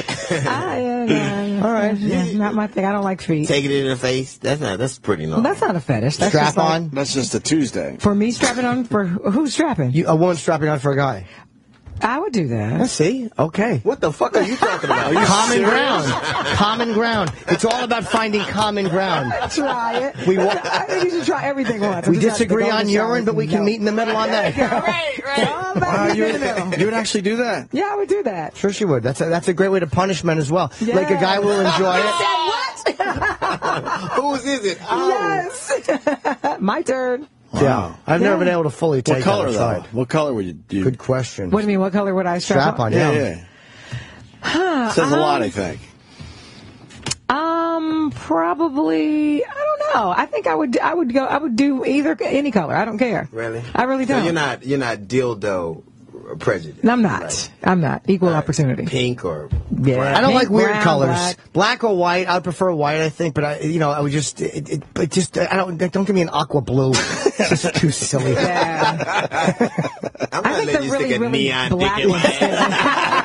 Exactly. There's fucking stripes on it. I look like I'm at a fucking rage. You got it in my ass. Yeah, the barber pole. I don't want that in my hiney. If somebody strapped you with a fucking lightsaber, who are you, Darth Vader? What the fuck are you gonna do? That's brown on that neon. Stop it. Let's get these guys out of here. DL, always a pleasure. Thank you. Thank you. Man, tell him I love him, and he'll be back. I hope you're right. All right. Yeah, tell him I love him too, even though he doesn't like black people, I'm guessing, but tell him I love him He'd like too. you. Everybody likes you. Really? Oh, yeah. Yeah, you guys should have him on your show. I would love to have Anthony on my show. He'd give you an honest discussion. That would be cool. Now, you know what's funny? Well, they let you talk openly, though, over there. Come on, stop it. They don't even let me talk openly. Right. That's what I'm saying. Here's the thing. This is how non-controversial this is. A lot of black people wouldn't even know who he was. And of course. They wouldn't even know to be offended because they wouldn't know who he was and what happened. It's almost always white people who get upset about stuff like that. Almost always. Yeah. Well, it's good to see you guys. And Jasmine, hey, that's you and Jim exchanged numbers. So you that's Groundhog Day broad. Yes. What's her name again? I know who you mean. With an A. There's an A in it. Anna McDowell. Andy McDowell. Andy McDowell. She just walked by our studio. Lisa Welcher. I want Blair. I want a picture with Blair. Roland, why don't we get Groundhog? All right. See you tomorrow. Why don't we get Groundhog Day, girl? Hey, Thanks, DL. We're gonna say goodbye. We'll see you guys tomorrow. All right. The gentlemen are off to drop a deuce. Stay tuned for their progress. On Sirius XM. This is not an offering to sell a franchise. Franchise offerings are made through the franchise disclosure document. Ask for detail. What would you learn about the people you know if you went undercover? Undercover Boss, that is. When Budget Blinds, the #1 window coverings franchise, was featured, it became the #1 most popular episode. That unprecedented exposure for the brand has more people